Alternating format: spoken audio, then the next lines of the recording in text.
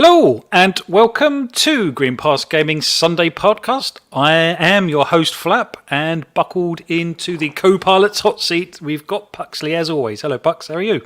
Hello, I'm doing very well, thank you. How are you doing? Yes, not too bad, thank you. Been playing loads of games. I mean, I'm sure we're all, those who have it are on our sort of next-gen consoles and stuff and burning through some games, but I'm guessing even if you're not, there's plenty of games that have dropped in the last couple of weeks. So, it's been pretty cool. Let's go round the table then. So next up, VJ, regular to the show. How are you, sir? Very well, thank you, Flap. Been enjoying my week with the Xbox Series X, and all good to go for the show. Excellent. Well, perhaps we'll come back to that in a sec, actually, about how you're getting on with that. But moving on, Luke, pretty much a regular to the show. You're on pretty much, I don't know, nearly everyone, it seems. How are you, sir? I'm very well, thank you. Yeah, happy to get the invite again. Great set of topics today, and there's been a lot of gaming recently. Exactly. It's always a pleasure to have you on. Thank you very much. And last and no means least, return visit. I think he was on one of the earlier shows, but please welcome the Indie Gamer. How are you? I'm doing great, thank you, my friend. It's a absolute honour to be back on. I love the podcast. You know, I'm in the chat. If I'm, I did come on once before, but I'm in the chat always, enjoying the show. So it's an honour to be back on. And I know you've got some great topics lined up. And I think there's some good stuff for us to get stuck into there. I'm really excited about. And thank you very much again for the invite. And let's do this. Yeah, exactly. Just a big shout out to the chat as well while I'm here. We've got Gritty Teeth Gaming. I believe you're new to the chat, so hello and welcome. Shizno Elite, SX2 Scott, hello, how are you? Wakanda Xbox News today. Animated Evo, I don't believe I've seen you in the chat before, but certainly welcome here, my friend. Malesco, my goodness me. Luke Steele's in the chat. I always drop one of those in, sorry. Okay, let's go round. Who's been playing what? So Indie Gamer, what have you been up to this week, gaming-wise? Well, I've been playing. God, you caught me off there. So, where you are going to go first? Sorry. What I've been playing. I've actually been playing something top secret. So not to sound elusive or anything, but I've been working with a developer on something which I can't talk about, which I shouldn't be talking about right now. You can't leave it there. That sounds exciting. I won't go any further because I've already been sworn to secrecy on that one. Sorry, guys. But that makes me sound like I'm up my own arse, but I apologise. But it's exciting for me that what I'm working on there. So, I've been playing. I'm trying to finish off Raji and Ancient Epic. I'm right at the end of that, I believe, which is fantastic. I sort of left that on the wayside for a little bit and came back to it. It's still fantastic. Such a great game. First game from that developer, Nodding Head Games, indie game. If you haven't checked it out, very cool game. Also been playing Hades, which may come up a bit later on, I'm sure, in the topics. But loving Hades. Fantastic game, and it's a blast to play, adrenaline rush of a game, and just beautifully fleshed out and balanced, and just an awesome game in general. What else have I been playing? I should have pulled up my Steam thing. That's a couple of things in the last week, I suppose. I think that's about it. I'm sure there's more that I will remember in a minute because my memory is terrible. Let me just talk. No, that's fun. And to be honest, when you are into the indie game scene, there's so many indie games, isn't there? Because when if you're into sort of, I don't know, solely AAAs, and I can't believe many people are solely into AAAs and stuff, but there's not that many. Yeah. Most people know all about them, but on the indie scene, there's so many little games coming along, isn't there? And some of them are absolute little gems. And and because because you don't have to commit hours upon hours to go into them, you can finish them having a real good experience and just kind of move on to the next one.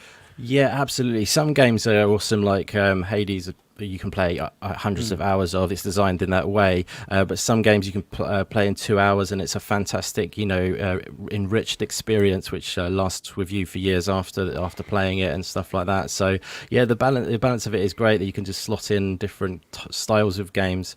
I've also another game I just pulled up my Steam to remind myself because my memory's terrible, but I also dived back into a bit of Super Meat Boy as well, which is one from the older times, but I've got Blast it on from Steam. the past. Yeah, exactly. Yeah, I had it on the 360 and that, so I thought I'd get back into it a little bit because the new game's coming out as well, Super Meat Boy Forever, which will be coming out next year hopefully. So, but I had a lot of fun getting back into that game. It's still a tease of difficulty, but in a good way. It's so well, the controls are so tight, and it never feel like you're failing because of the game. You feel like you're failing because of yourself. That's a cliche, but it really is true about that game. It's a really fun game, and it'd be good to get. I enjoy getting back into a little bit of that too.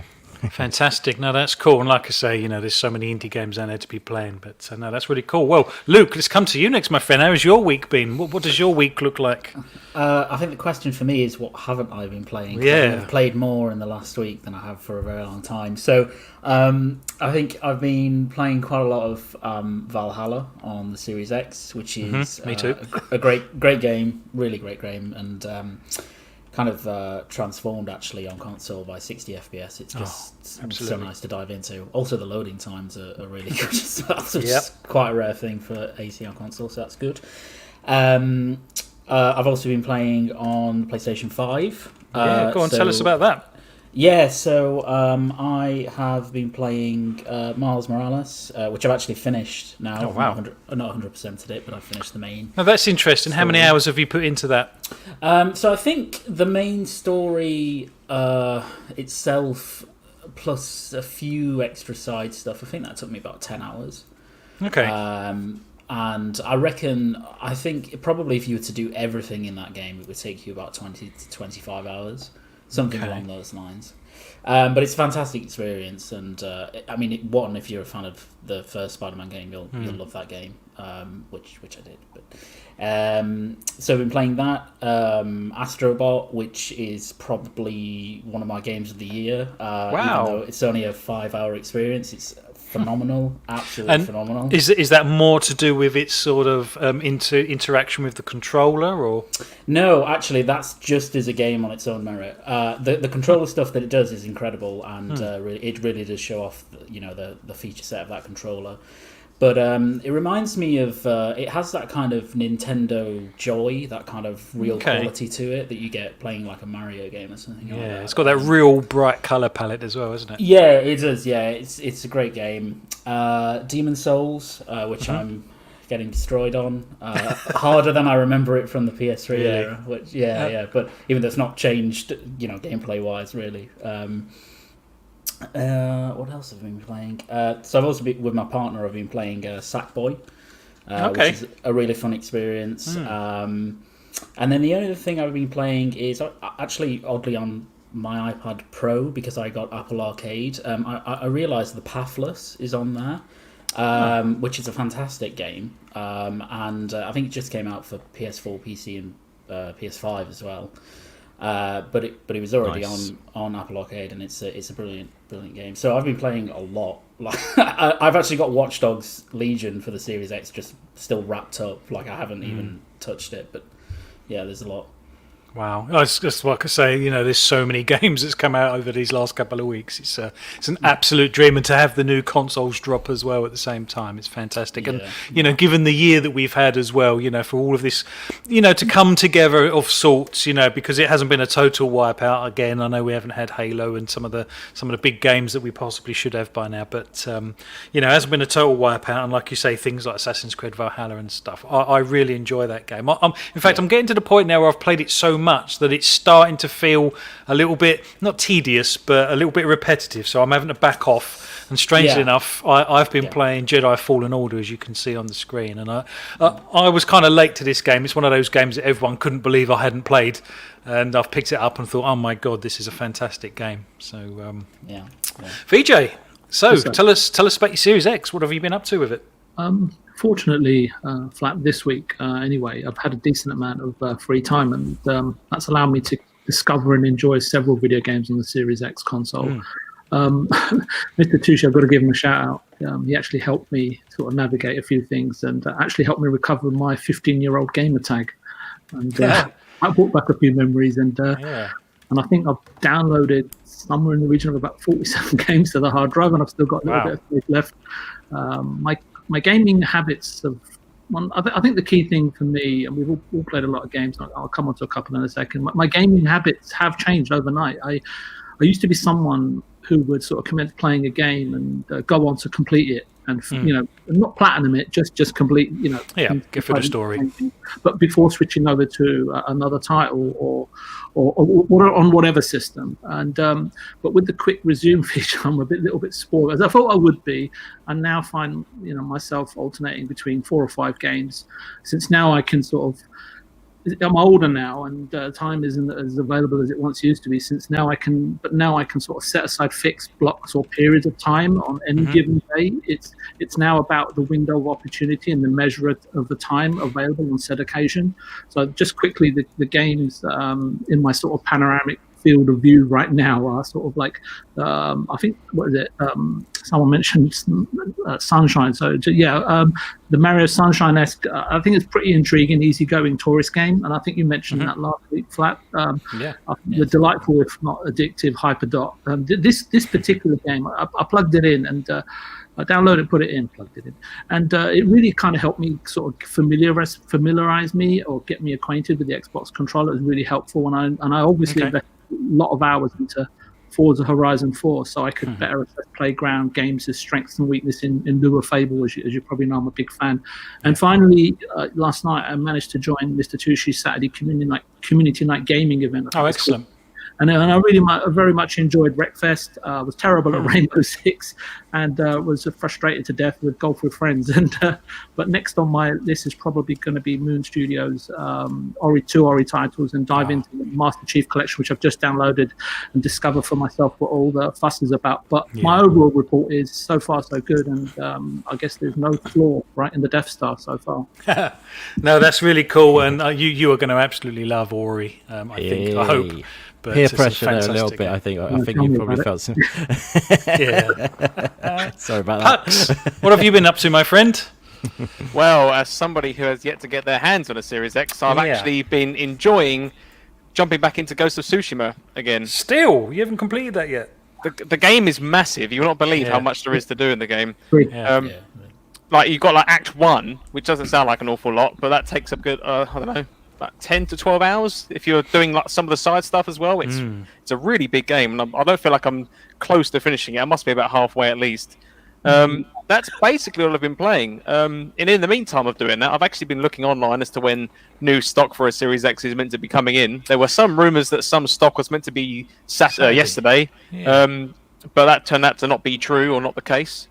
But there are now further kind of speculations that this coming Friday, the beginning of Black Friday, is when new stock in the UK will be present, and I will be asking yourself and a few other people to try and nab me one if that is true. Well, I'm quite good at that. I managed to nab 2 Series X's and a PlayStation 5, although there's a story behind the PlayStation 5. But so I've been incredibly lucky, to be honest. Just been in the right place at the right time. But I will certainly help you out that Friday morning, then, my friend. Thank you very much. No, I managed to bag a PlayStation 5 order the other day on the 19th. And I wasn't really in any frame of mind to go and buy a PlayStation 5. It wasn't a high on my priority. My goal all along was to buy one perhaps next year. And I managed to secure one. And I got it in my basket, and it was from Very. And I'm thinking, oh my God, what do I do? So I went through with the purchase, and then I had the guilts. Thinking I really can't afford this. I've had a very expensive year with tech, so I cancelled the order. And I was stewing over that all night, sort of slapping myself in my sleep, as it were. It's like, I can't believe. If you're not into Spider-Man or Demon's Souls, then see it as a plus. Well, the thing that swung it for me, it was Game Pass. It's just everything I'm going to have to pay on the PlayStation 5 is going to cost me at least 50 quid, if not 70. And because I don't have a back compat of PlayStation 4 titles, because I missed out on the PlayStation 4, and it was actually Game Pass that was like, you know what, there's so much value in that. I've got more than enough to keep me going until perhaps I can afford a PlayStation 5, and there's more games for it, I guess. But anyway, Well, thank you, everyone. Thank you, chat. We've got Marion the Mad in there, Assassin Lupa. Hello, welcome to you. So Shady, great to see you guys in the chat as always. So let's crack on with topic number 1. And this is a topic we've actually discussed before, but we've actually got a little bit more meat on the bone now, as it were. And this is around Bethesda first-party titles potentially coming. Well, I've put in the title to PlayStation 5, but in general, it's other platforms, I guess. But the Xbox Chief Finance Officer.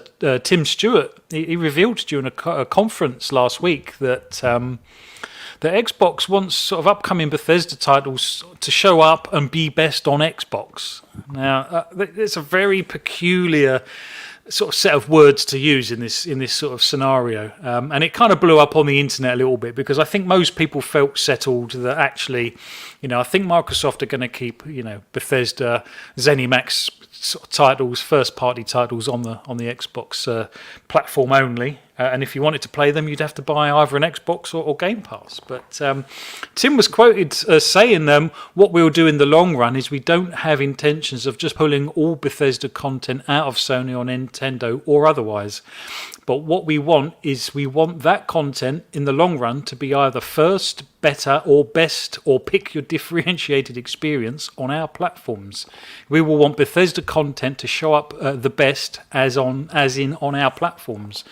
Now that's a very strange way of phrasing what he was trying to say there, I believe. So I'm kind of curious to know the panel's thoughts on what he meant by best or better on Xbox, and perhaps we'll come to you first if you don't mind, Luke. It's a very strange terminology for him to use, isn't it? Particularly publicly like that. What do you make of this statement? I don't really get the messaging that's coming out from Microsoft about this at the moment, because it seems to be a bit all over the place. So at least from what he said, they seem to be willing to explore putting Bethesda games, I should say, on other platforms in the future, even after post acquisition. And I don't know what he means by best on Xbox or in that ecosystem. I assume he means, because I don't think he's talking necessarily about the technical performance of a particular game if it were to come on another platform, even though console wise it should perform best on Series X. I suspect best is used a bit more broadly, which is that I don't know if he means best as in it's kind of free on Game Pass and you have to pay for it elsewhere. Do you know what I mean? Like the best experience would come on an Xbox platform or PC.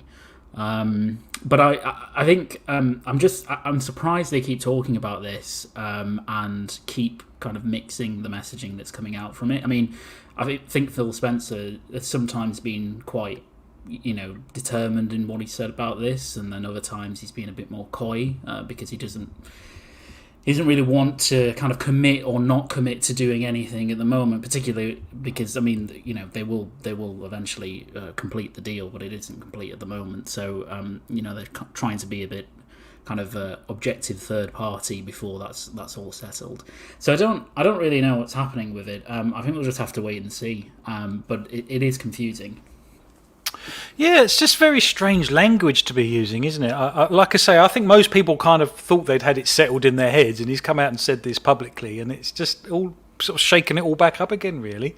Indie Gamer, what's your take on it? To me, it sounds like they're trying to keep their options open. If you're referring to the fact that whether Xbox are going to continue to take on whether these games are going to be exclusive, is that what you're nailing down to at this moment in time? Well, he seems to think that. Well, I say he seems to think he was saying that he's not going to shut the door on Bethesda content for Sony or Nintendo, but the hook will be that they will be first, better, or best on Xbox. Yes. I'm not sure what he could mean by better or best. Yeah, maybe there's something like they will get a early access or something of some kind. Maybe they feel that they'll just have with the Series X, it's more powerful, although that's already become clear that, you know, sometimes the yield of the Series X versus the PlayStation 5 doesn't always mean a more, you know, a better experience. They're very much on the same plane, aren't they, PS5 and Series X? It depends on the style of game. There's so many different variables. But anyway, sidetracking already. Yeah, so, I mean, I think it sounds like they're trying to keep the options open in the marketing speak, and I feel like they will be addressed down, you know, on a case by case basis. That was said at one point, that actual term, I believe, that they'll assess each of these franchises case by case, because there's so many different developers and teams working on these games. Obviously, it's all under the same umbrella, but at the same time, there's, you know, if different subsets of their whole umbrella company might want to do things differently, if you see what I mean. And it might not be a perfect fit for some games to go all exclusive. Some games might want to, you know, release across the board, as that might work better for their particular style of franchise. So I definitely feel that there will be some case by case situation where some of the franchises may even get on the Xbox exclusive, and some of them might still be left as a multi-platform experience. But it definitely, that particular quote that you're referring to, I feel that is very much keeping the options open kind of quote, if you see what I mean. Yeah, I do. VJ, what do you make of best or better or best? You know, could he be talking sort of downgrading other platforms, sort of performance even, or graphical fidelity? I'm confused to know what he means by better or best. What's your take on the language being used? Kind of asked two questions there, so I'll answer the main one, and then I'll answer the latter part of your question. So I think it was on October 9th, I was on the Xbox Factor podcast when this whole thing was going on, and one of the topics was, you know, should games be exclusive and all that, and it kind of I have to say that was one of my most not disappointed, I was quite shocked there, because what I said was very much to unpopular, low-rent opinions, I might add, and I was getting really slated in the chat, so I'm a bit nervous. But anyway, I won't go over those specific points here, but suffice to say, it would be sort of a moral victory and arguably a commercial success. And if they implement certain strategies that I was talking about, Xbox could create yet another paradigm shift in the industry to their benefit, if they're indeed capable or have the patience or the know-how to of playing the long game. As I was saying, I offered some alternative thoughts as to how and why Xbox should, could, or would proceed to break, sort of disseminate and disperse the current sort of, I don't know how to put it flat, the horrid and archaic regimented mindset and the hatred in the gaming universe, which seems to me to be at an all-time high. And I'm coming from somebody who's been sort of gaming for over 30 years. And I guess I shouldn't be surprised that technology, although it benefits humanity, it also has allowed for the darker side of the sort of humanistic behavior to be more visibly concealed, apparent, but still apparent and commonplace than perhaps any of us would like. Social and sort of technological tools are available to many, right? You know, any Tom, Dick, and Harry, any Tom, Dick, and Dick Turpin and Harry, I should say, definitely an emphasis on Turpin. But regarding these sort of recent remarks or comments from, it's Xbox's CFO, right? Flap, not Microsoft's, right? It's Xbox's CFO. So yeah, Xbox. I'm correct. Yeah, thank you. So everything seems to be leaning towards what myself and actually Zemi Games as well on that particular show, possibly sort of being right for once, but I won't hold my breath because things change so rapidly in the industry. But historical, typical, and sort of automated actions or logic, if you want to call it that, suggests, Xbox have bought Bethesda, keep it all first-party content, and in this instance, you know, the classic, it is classic and iconic pop culture gaming IPs that I think is what is most surprising, right? And that it may end up being exclusive to a hardware format. To do so is commonplace, right? In order to grow your audience and, more importantly, your market share, right, and brand awareness, by cutting off the oxygen supply to your competitors. If Sony have ever been, accused of exclusively walling off content, and I'm trying to think like, well, how Microsoft would be thinking from all aspects, right? Xbox will surely be, own the mantle, right, or accusation if they actually wall off all of the Bethesda content. And they'll have it emphatically, factually, and categorically, sort of calling the kettle black comes to mind. But answering a question briefly in regard to better or best, on Xbox if Bethesda IPs were to launch on a multi-format basis. The acceptable baseline commercial strategies or activities in the industry, as we all know them, right, and as we see them, right, on a day-to-day basis, to a degree, I guess they're acceptable. Not everyone has a different sort of threshold. As I think the panel's kind of mentioned already, right? I mean, you mentioned Game Pass, the amount of money you're saving, Flap, right? In certain that you'd have to pay a lot more money to play in PlayStation ecosystem. So in Game Pass, in quotes, for free is the main one, obviously. Early access via Game Pass only. I know this is a trend with certain games, and beta testing is another one. $60 to $70 retail price point must be fixed on other formats, and that would be a great PR for Microsoft and the Xbox Game Pass ecosystem, and advertisement and awareness in this case. That would gain respect and endearment, if not a nod of respect from PS5s, even if they don't want to admit it, and even Switch fans, I would say, and lend to the continuous build of the Xbox brand. Perhaps exclusively timed DLC, season passes, and with detest and sort of under protest, I'll have to mention nonsensical microtransactions, because they have their place. And all of this, Flap, as you can understand, the truth is rarely pure and never simple. In terms of the downgrading and stuff like that, I was thinking about this, but I wasn't sure the question may be answered. But if I were a developer at Bethesda or any studio and understood Todd's vision, all my creative directors, all my, the people that pay my paycheck, and the ethos and principles specifically behind Bethesda, and that what it was founded upon. And I was asked as a developer, whether I'm an artist, a coder, or a technical artist even, if I was asked indirectly, coerced, or ordered to develop and ensure a specific version of a game performed marginally poorer on competitive hardware configuration or platform, this for me personally, and I know a lot of creative people, and I've spoken to them about this in the past, just because it came up sort of in another aspect, I'm not sure, would be tantamount or contradictory to everything creativity and artistry stand on. I don't know what the indie gamer thinks, but because he's quite close to developers, you're going down an anti-humanistic, morally bankrupt path you can't come back from. That's over the top. From me, you may say, Vijay, oh, that's going a bit too far, aren't you?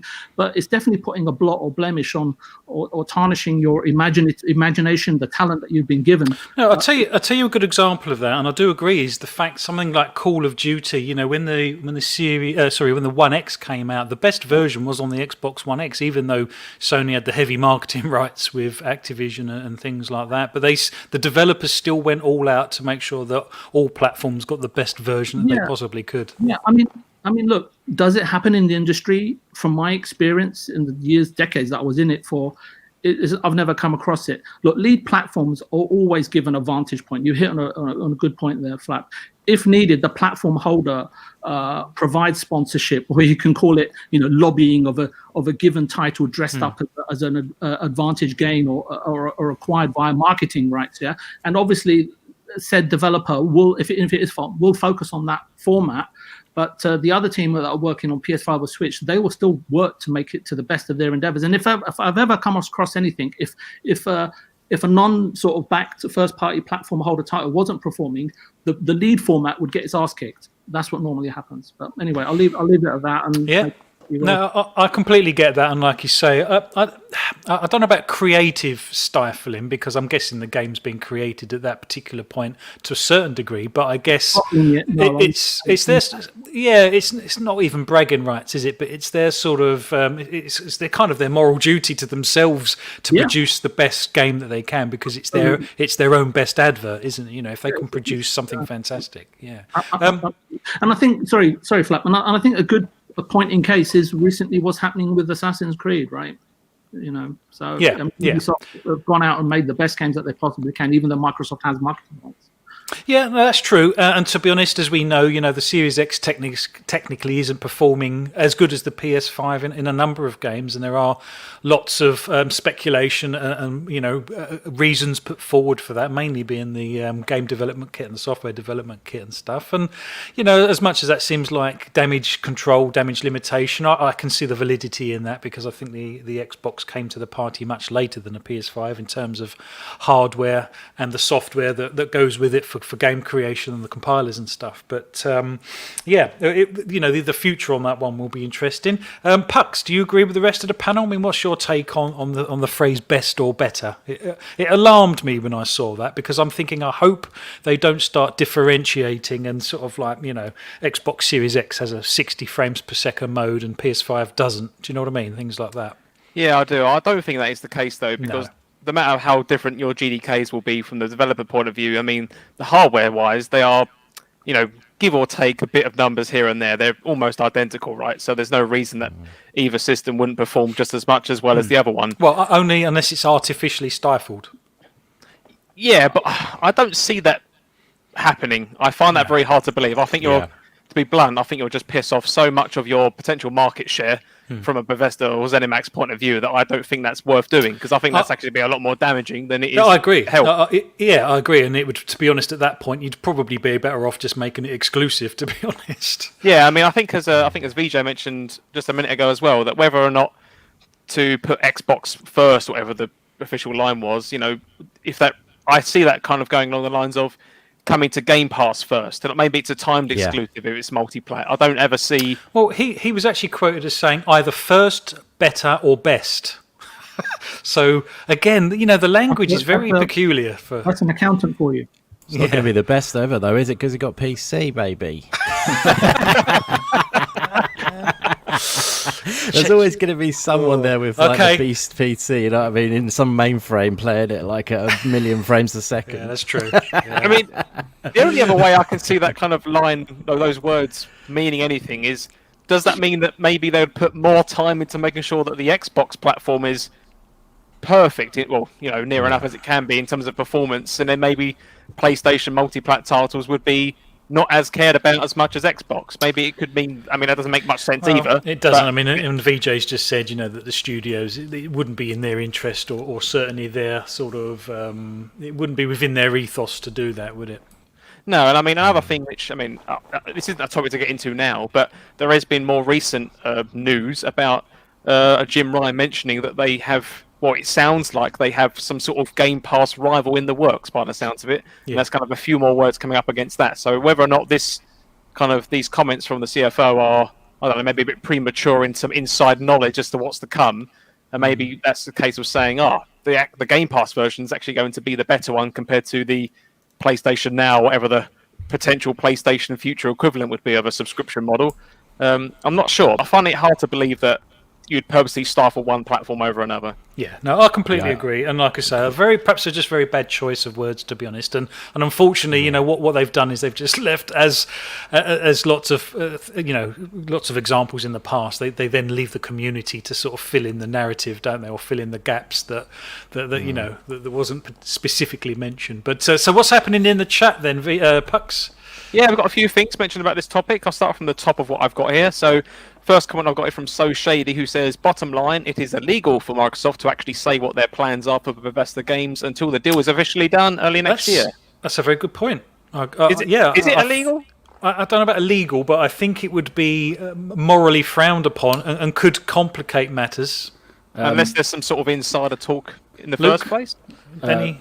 Sorry. Speaking as a corporate M&A lawyer, go on. It's not illegal to do that. There might, however, be something in the agreement that they've exchanged that prevents them from talking about it, but it wouldn't be illegal for them to say what their intentions are. So what's the process then, Luke? While we're here, let's say there's been a huge studio acquisition and all parties are agreed, and I don't know if they've signed on the dotted line yet, but what happens next, and what happens between now and completion of the deal?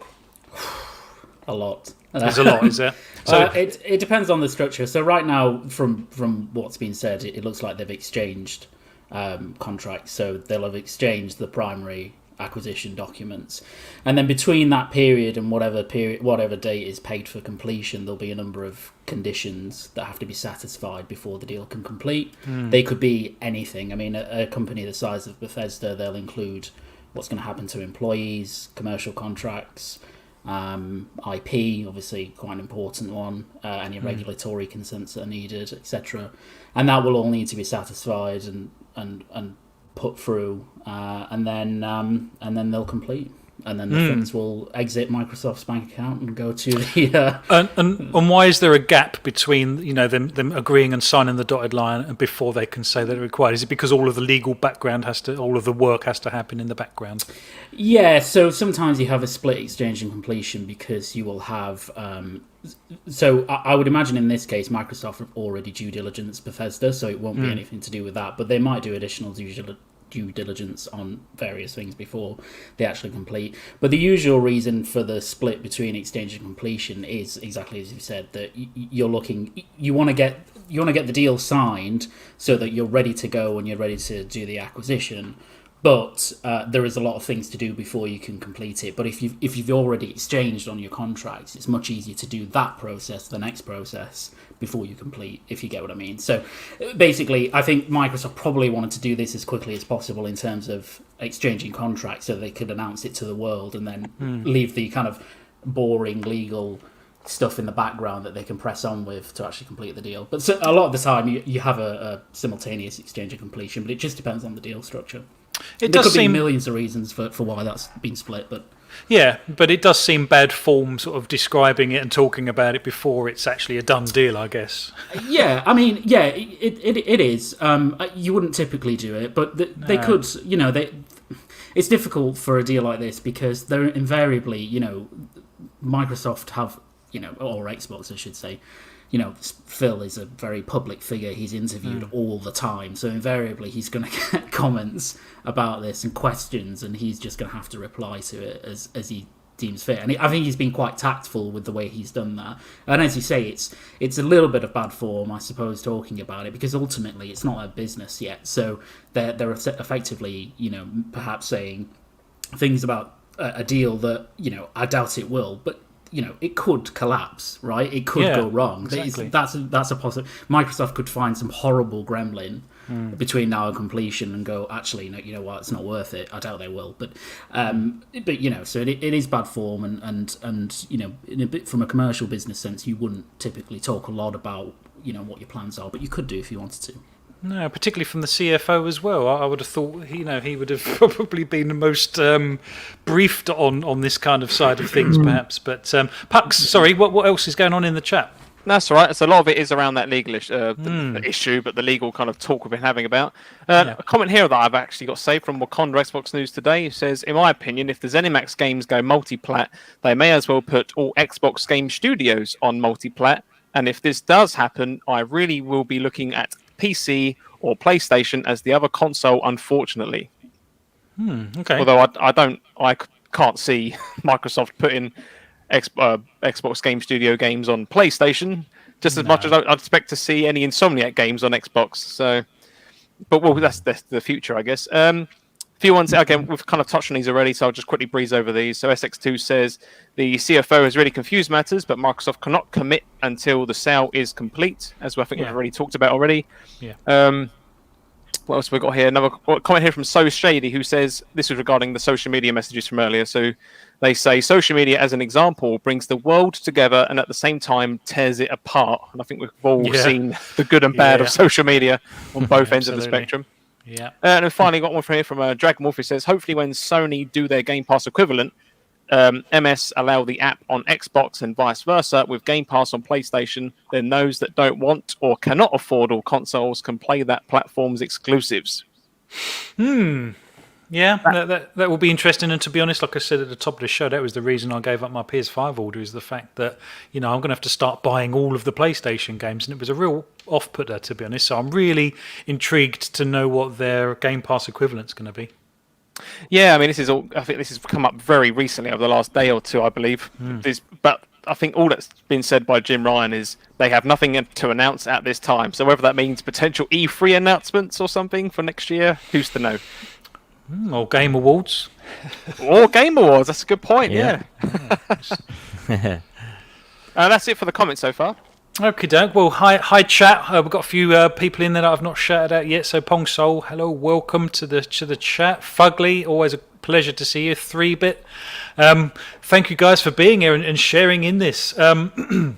So, platform holders, they're doing some strange things at the moment, and Sony have sort of what's the word? They've given themselves an advantage with Call of Duty, particularly on the multiplayer side of things, where they are offering sort of double XP. And so you can sort of level up your weapons faster, you can level up yourself faster and stuff. Do you think this is something of this generation that we're going to see? Perhaps we'll come to you first, Indie Gamer. Do you know, with third-party titles, do you think the platform holders are going to try anything that they can to have the edge over the other platform? As in technically with the game sort of thing? Well, not necessarily technically, but because the thing is with the Call of Duty and the PlayStation side of things is they've actually bought extra game modes and things like that. So content that you can't actually play on the other platform, and they've locked it behind a wall for a year. And of course, the fact that Call of Duty is an annual title pretty much means that no one's really going to play that. Yeah, exactly. Games like that, they thrive off that kind of thing. It's a big deal for those kind of games for sure. It's ugly tactics, obviously. It's not my kind of thing, all that sort of stuff. I don't want to offend anyone or anything, but obviously, it's kind of PlayStation style of tactics. They buy it out. They just sort of they don't maybe nurture the studios and build studios from like Xbox are doing. They just buy the share, so they got that covered essentially. I feel like that kind of tactic is a little bit lower, but that's just the way they roll, and that's totally cool. But yeah, with things like that, I prefer if game consoles had their own identity in a different way rather than, buying out exclusives and buying out exclusive times on like certain modes and stuff like that. I'm not really keen on that kind of thing. It could definitely happen though. Yeah, I mean, like I say, it's not something I favour. I mean, I play on, Xbox and PC as my main two. And tends to get everything I need there. I don't have a PlayStation. I'm not against it. They do some great games, but like coverage wise, I'm more than catered for on the other platforms. I don't go in for Call of Duties and stuff like that. I don't go in for many games like that kind of style of game. But I can understand the reasoning. They need to find some way to leverage their own kind of channel of like consumers basically to purchase the game over others. I guess that's what they're just looking for. They're looking for that real business sense of things where it's you've got to have something over the other game because it's essentially the same game on a different platform. It's like a DVD player, like Sony versus a Samsung DVD player. You need to have something over the other one because it's just all it is a different make, and people might have their own takes on things whether they prefer one. But at the end of the day, they have to leverage their own sort of agenda or like their own channel of people coming in and wanting that platform, wanting that game on that platform, especially for people who have both consoles. Why would you pick up on one rather than the other than your friends being on one side and one? But yeah, I mean, to be honest, I'm not the best person on this kind of topic. I do apologise, but they've got to find some way of making the money and getting the people on their platform, I guess. So that is what happens, but it's just not a kind of tactic I really enjoy seeing at the end of the day. No, absolutely relative points, to be honest, and it did spring across my mind as to whether that's what was meant by best or better on Xbox, whether they will have exclusive game modes or something, like an extra hour's worth of gameplay at the end or alternate endings and stuff like that. Just makes me wonder if that's going to be a narrative of this particular generation potentially, I guess. Yeah, it will be interesting to see. Hopefully it doesn't get too dirty out there. Yeah.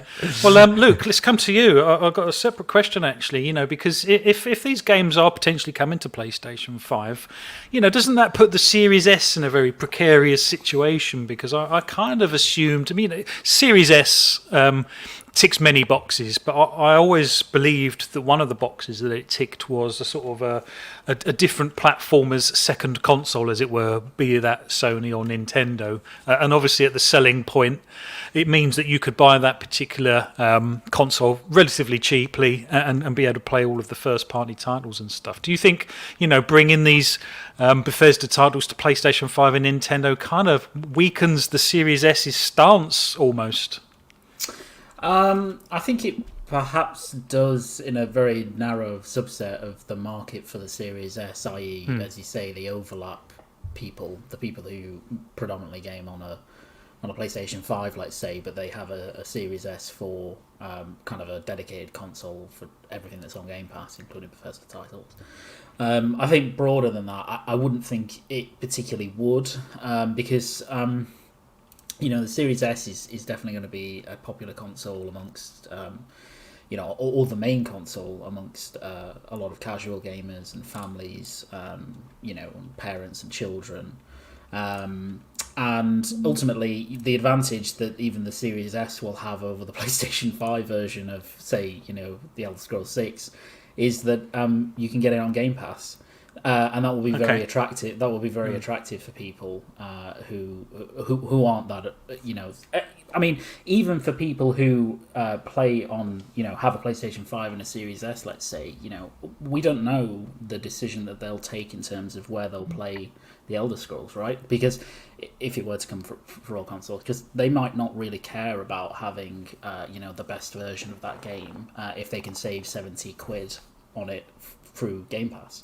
So I don't think it'll impact the Series S that much at all if it does come to kind of PlayStation 5, etc.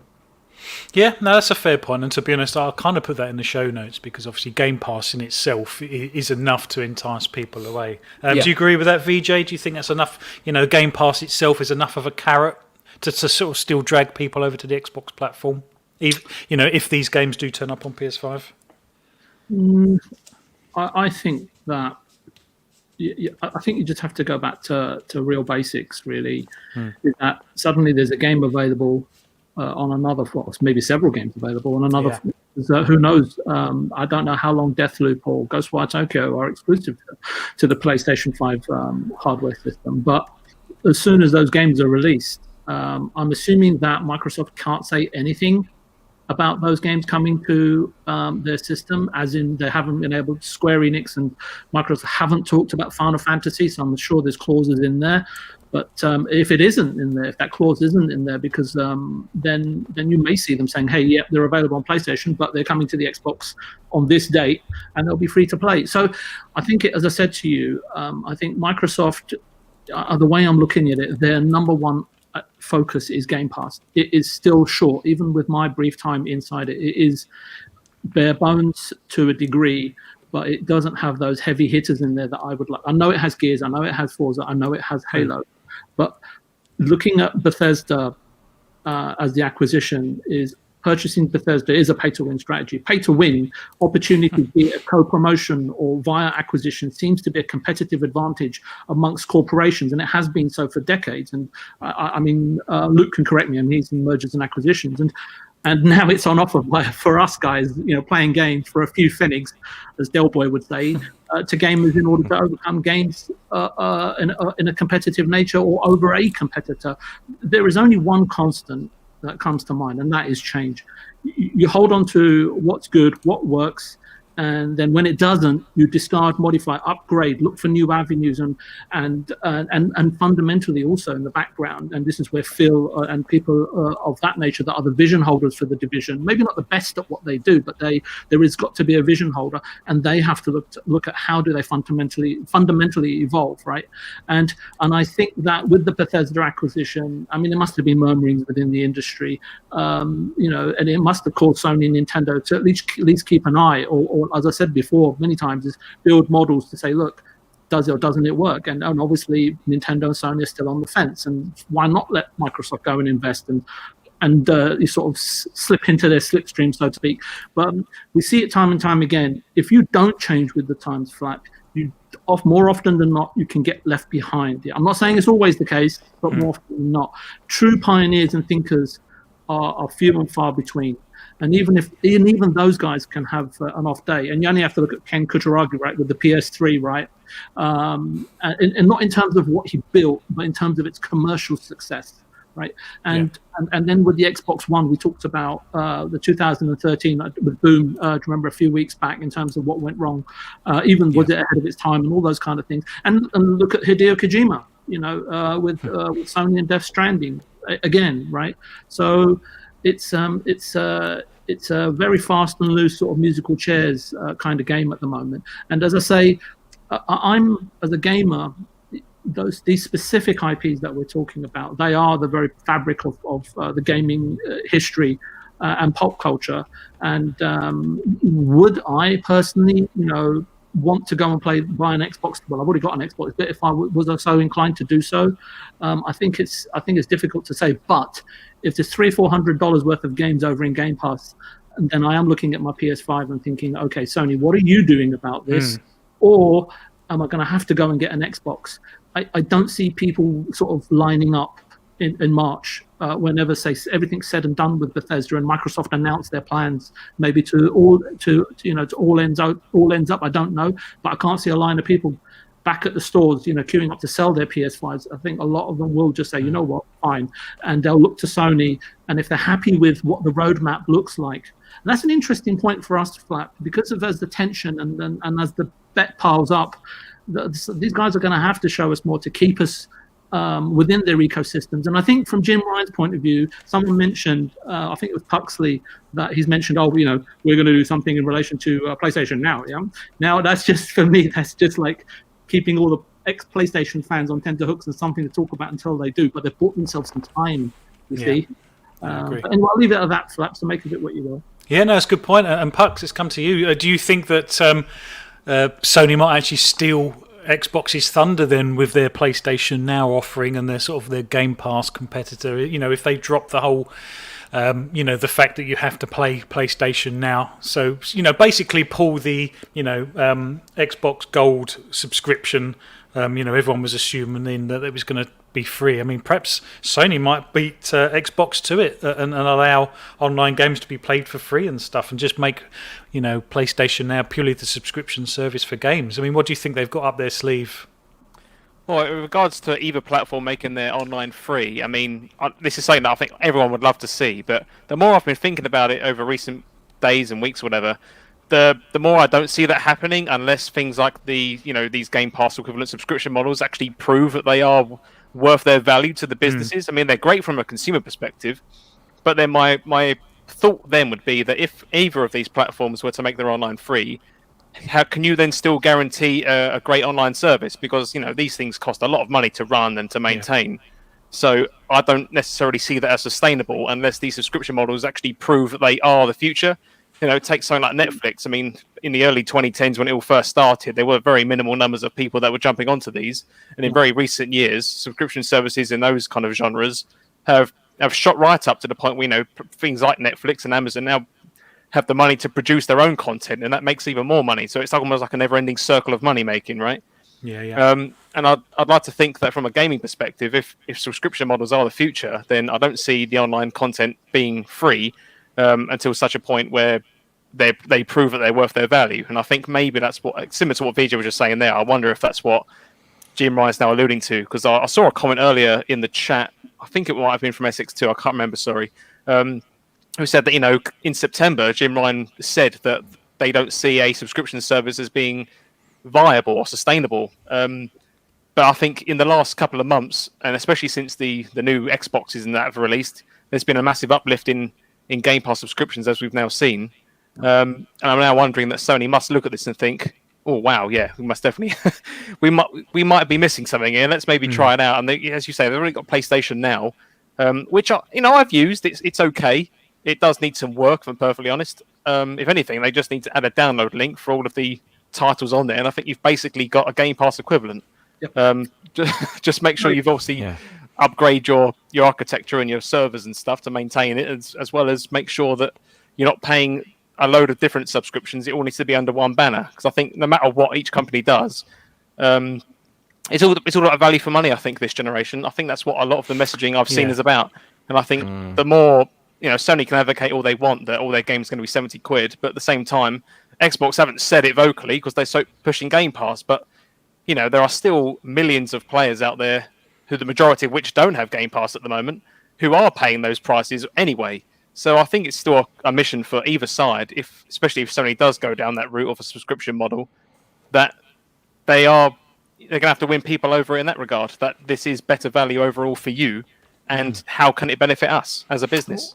One of our very early and perhaps almost first podcasts that you and I did, Pux, we were looking at the Steam numbers, weren't we, of Xbox games that people had paid for on Steam, and Yes, I think we did. out of the top 10, 6 of them were on Game Pass, and I remember us having the conversation, thinking, why are people paying for these games when it's on Game Pass? It confused us, didn't it, at the time? Yeah, I think there's a couple of things here. If you remember last week, we were on the chat with we had Wandering Dutch, and we talked about gamers, right? Also supporting studios, right, and buying their games. And I was a little bit taken aback by the fact that he pre-ordered Medium quite some time ago.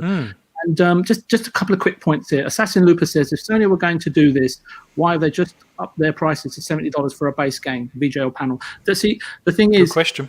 I think that for Jim Ryan, there's a couple of other things that he said in that interview. And I think, and correct me if I'm wrong, he said, you know what, making $100 million games is really risky.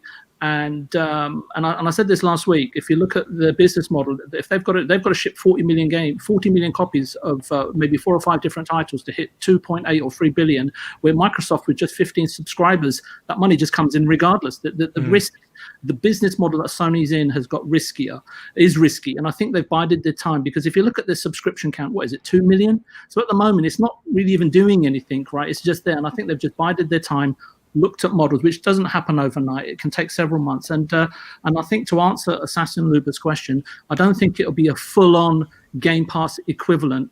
I think it will be something which is to a degree similar to it, but still helps them to maintain $70 price point. What that is, I think we can have a completely different podcast on. But that in summary is what I think is probably going to see. We're going to see a version of it to some degree.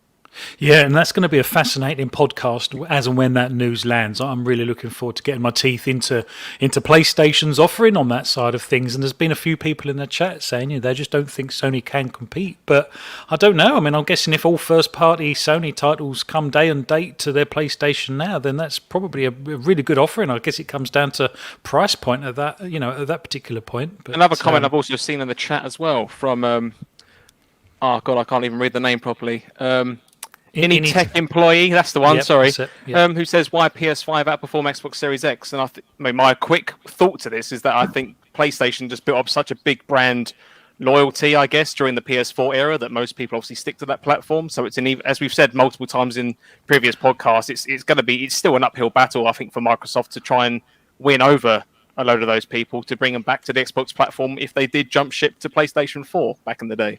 Yeah, do you agree with that? Well, it depends on what he means by outperform. If he means on particular games, as in performance of the games, we mentioned that earlier, didn't we? Apparently, Sony were out the blocks first with hardware and their software development kits. But if he means in terms of sales, yeah, then I read that as in sales, personally. Yeah. Okay, well, thank you very much. We've got a few extra people in the chat as well. Lady AF, Caitlin Phillips, Fun Speculation, Stubbs. Any tech employee, all welcome to the chat. Thank you for being here. Well, let's move on to topic 2. We've had an hour on that one.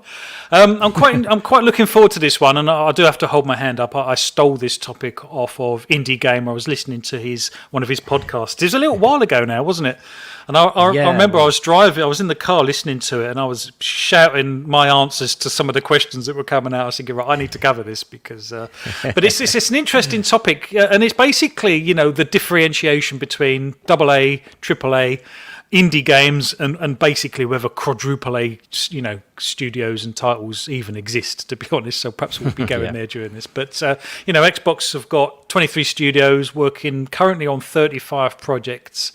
And I'm intrigued to know if the panel consider, if they think most of these projects will be considered AAA, because obviously Microsoft have a big bank balance. And perhaps I'll come to you first, Luke, on this one, if that's all right.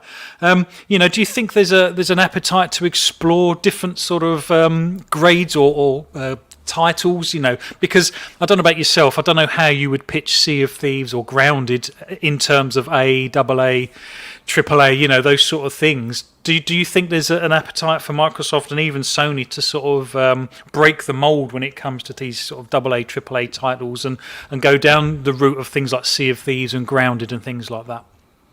Yeah, I mean, absolutely. For Microsoft especially, of all the rumoured 35 projects that they have, there'll be a large variation in the size, scale and scope of those games, both in terms of development and marketing budget, etc. And it makes sense for Microsoft because they're all going to be on Game Pass, and you don't fill up subscription services with only high market budget, high development budget titles, right? You don't go on Netflix and everything is a $100 million movie. And it's the same for Game Pass, and that's why games like Grounded, which I'd probably peg at a kind of, well, I'd definitely peg at a kind of AA level. Mm-hmm.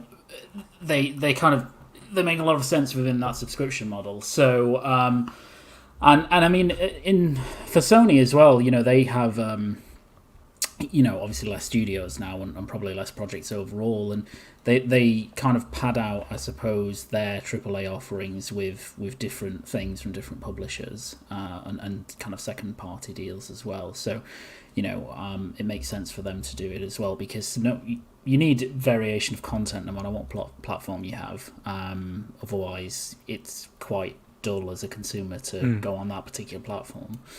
So I think it's going to be interesting to see the scale of the different projects that Microsoft in particular have. There are certain studios I think you could point at and you could say they're making high budget games, and then there's others that you could point at and probably say, well, they're probably not right now, but maybe they will in the future. But we don't know. I think we have to learn a bit more about the kind of teams that are on some of these projects. Okay, let's come to you next, Indy. This is going to sound a strange question, and forgive me, but do you think out of those 35 projects, any of them could be kind of considered indie scale type projects, if you see what I mean by that? So actually, so the games themselves could be considered indie?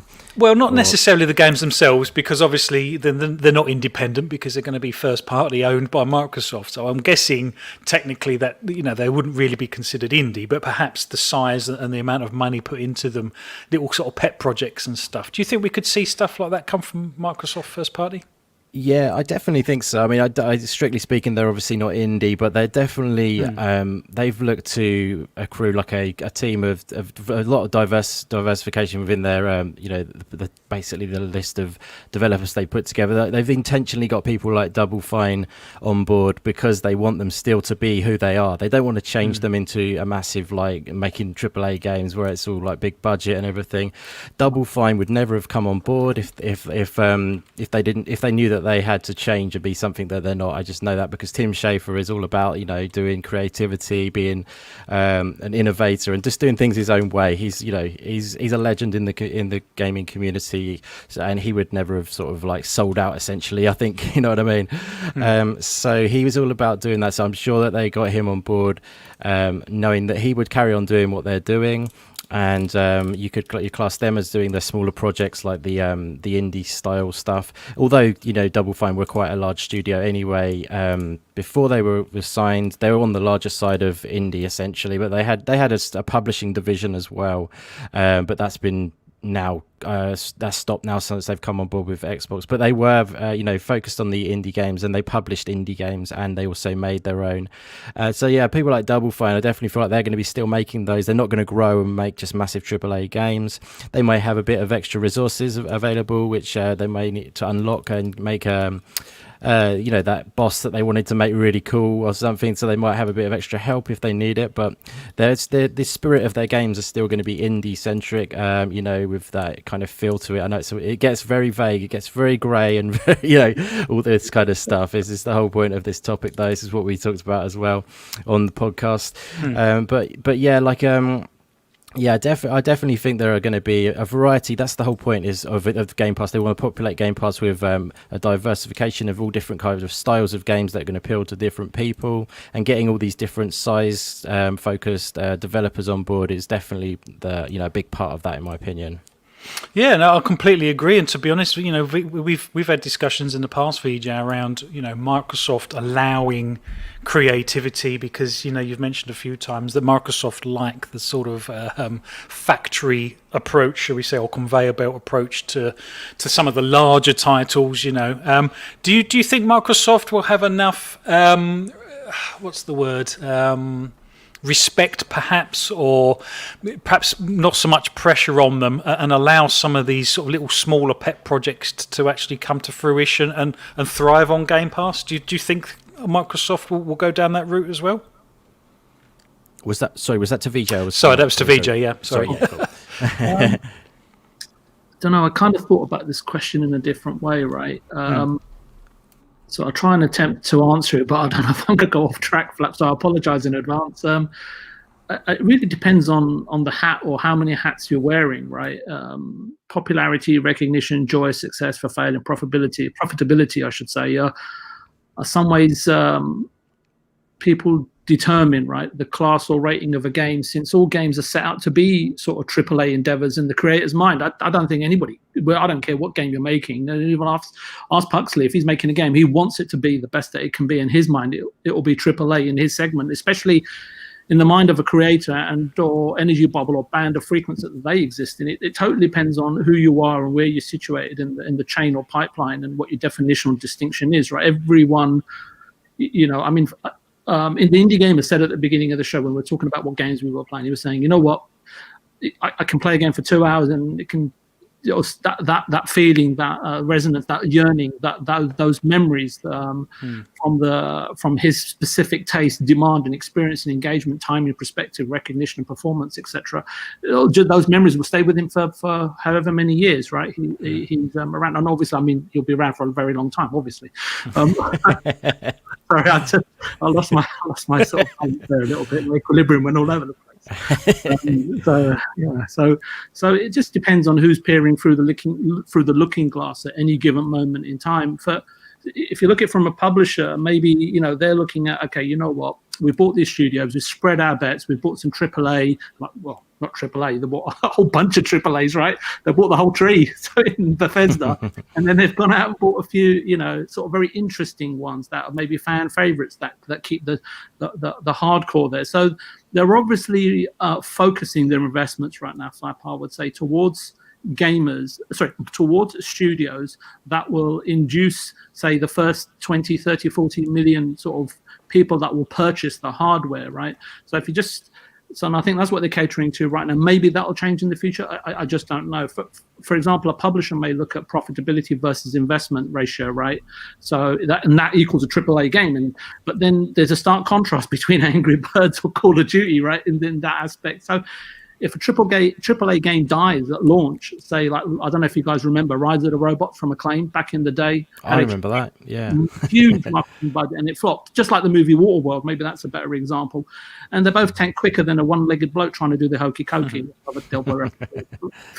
In terms of a commercial performance, embodied, the very definition of budget title, right? That's what that became, regardless of the budgets that they had. From a developer's point of view, I think that category alone is like almost like, sorry, my brain's going off because it's got three sub perspectives, like life's work, financial reward, recognition. I don't know what their ambitions are, and I don't know Tim Schafer so well, but you still have then the consumer side of it, right? Parents, are their kids enjoying the game? Gaming communities, does it bring us together? And fans' perspective as well, are they into a certain franchise? So, and I think what you were saying, Flap, in terms of Microsoft over the last couple of years, I don't know if it was this time, but what you said sparked it off, because we've definitely talked about it. In the last couple of years, they have went out and bought developers that are either established or have potential. And for me, it's determining sort of somewhat by determined, a game is determined for me by the studio infrastructure, the ownership, funding to a degree, because you can't suddenly add 50 people to a game and make it really, really good. And you've seen that, right, as well. Funding, the budget, production values, developer intent, creative talent, and being able to play gracefully with ideas. And I think you hit on a really, really, really, really important point that Microsoft, I wouldn't say factory, I'd say that was a bit of an insult. I'd say that they have a way of making sure that the endeavor is, that whatever the endeavor is, that they reach it, but they allot certain periods of time for said portion of a project. And it doesn't always work because you need to be able to play gracefully with ideas. And that's where I think the best games come from, regardless of the fact if a company consists of one person or 500 team members. I think in sort of closing, Phil has come out and said that these studios don't have to worry, and they've taken the administration, marketing, publishing concerns away from them. when you're a studio, if you're part of first party, if you're not relying on external funding, if you're not worried about hitting milestones, if you're not using your own funds, and so on and so forth, then you're not an indie studio anymore, as far as I'm concerned. So where Tim Schafer's concerned, because he's had these restrictions or pressures removed, he's all of a sudden just in a different category of development house, I would say. And if 343, for example, was independent or in fact part of a bigger publisher, they would have gone a long time ago, right? I think Microsoft have been very, very patient, and that's also an interesting thing to see from them, that their patience is there. And there are examples of great studios producing great games only to be disbanded later. I look at Clover Studios, Irrational Games, and even the Gears team, right, at Epic, when I think they switched over to making, what's that game again? They made a Fortnite. So in terms of the question, as I say, there are several outlooks, mindsets, objectives, and even attitudes that would have to be considered and evaluated. I have to leave like the notion of title studios and publishers out of it to some degree. The more I think of it, I dislike the designation of indie developer. They are developers, right, as artists and creators in their own right, if they're independent, and they have much more pressure than being housed under a first party platform holder or a large publisher.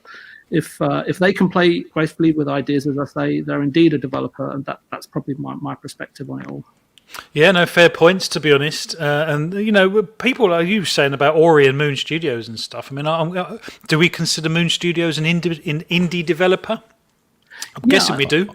I do. They are an independent developer, but it's the question with Ori is, sorry to cut in there, the question with Ori is the IP is owned by Microsoft. That makes it very confusing, but they are an independent developer. They have, they make off the games off the back of their, off their own back, and it's they channel their own vision. That is, it becomes quite tricky when you're deciding with Ori, because it's also published by Xbox Game Studios. So that one's the most greyest of all, I would say, because of the IP situation.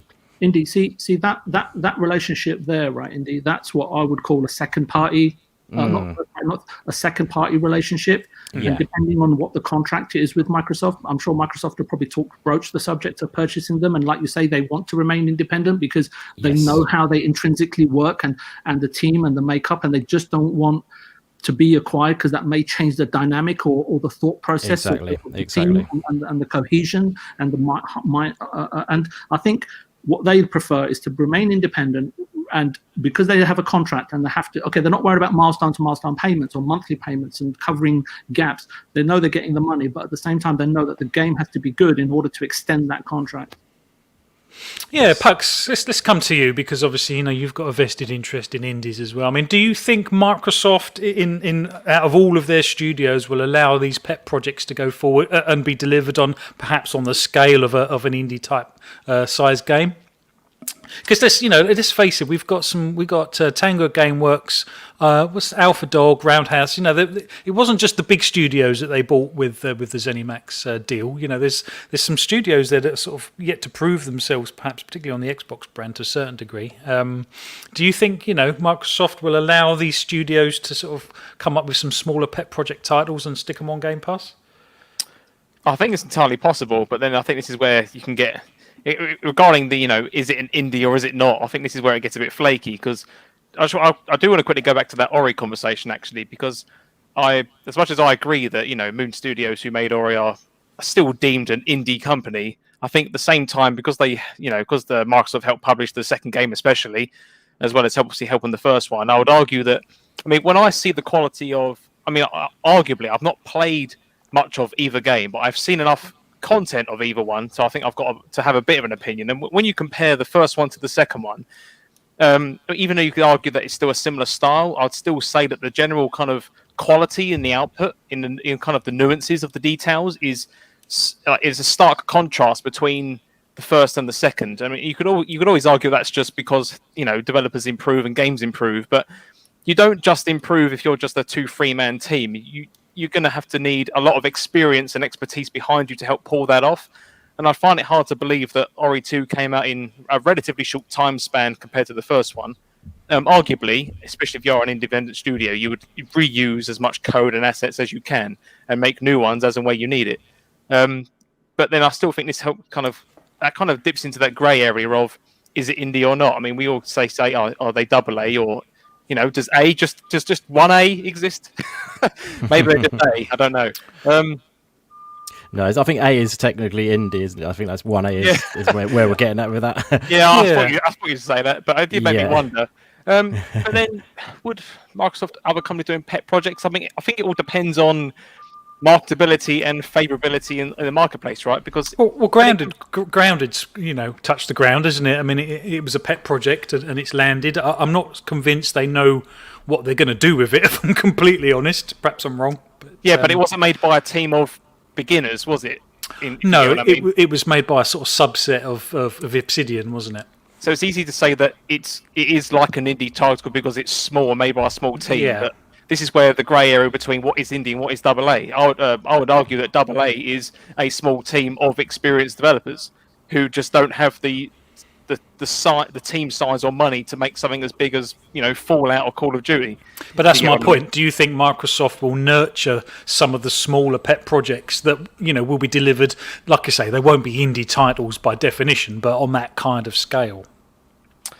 I'm not sure. I mean, if we're talking about a AA company wanting to maybe make something a bit more unique and a bit more indie, if you will, something that's not necessarily proven as a genre but may do well. I mean, because a lot of indies do well just because of how social media picks it up. That's generally how it kind of happens. I mean, yes, you obviously talk to people and word of mouth and word of mouth, yeah. But a lot of the attention generally begins with social media. You need to get recognized and get shared. Whereas obviously with AAA, AA developers doing that, they don't have that constraint because you've got the marketing of a massive company, a corporation like Microsoft behind you. So I think it will.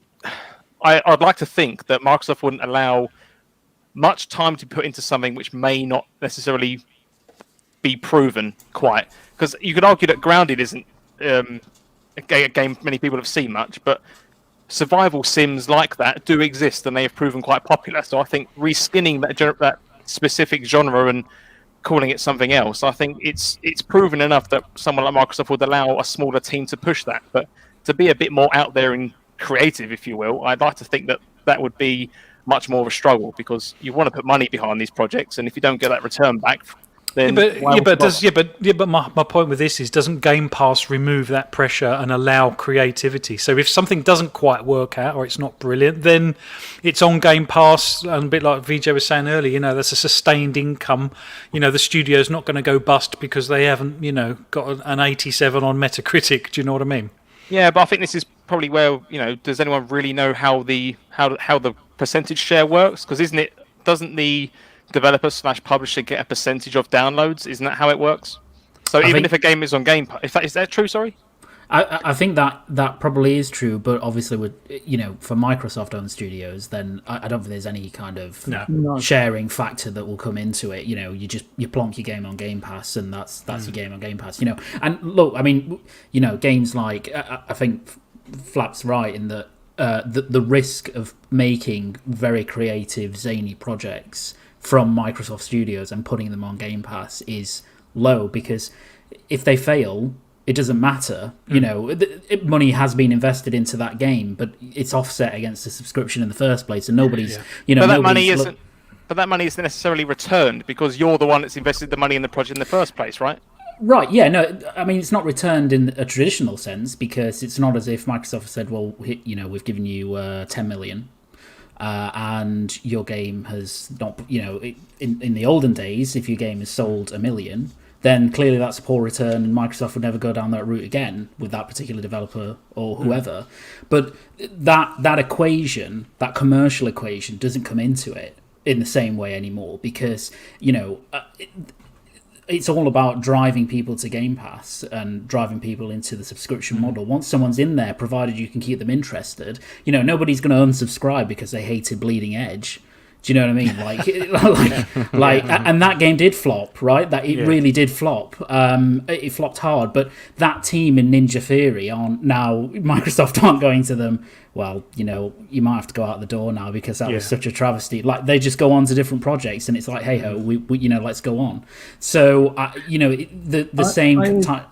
I agree with you. I agree with you, Luke. But I think there's credence to both aspects, both sides of the argument here. I think that it's like a movie studio, right? Saying, hey, we're gonna allocate this much budget to, say, Disney, for example, to our AAA movies, and we're gonna put this much amount to independent movies. Now, you said a game failed at Ninja Theory. I think that where they've given them the rope effectively to studios to hang themselves with, is the way I see it, is that, look, if your game does well, carry on, business as usual. But the handshake definitely changes if a particular game does lose them a certain amount of money. Now, whether that's 5 million, or Microsoft don't really care, that's fine. But when it starts creeping up into the tens of millions, I think that analytics, marketing, getting behind it, green light committees, they're all human at the end of the day, right? And they're working within budgets, and they will effectively start looking at a studio, in particular, if they start having sort of miss after miss after miss. But I agree that the leniency is there because of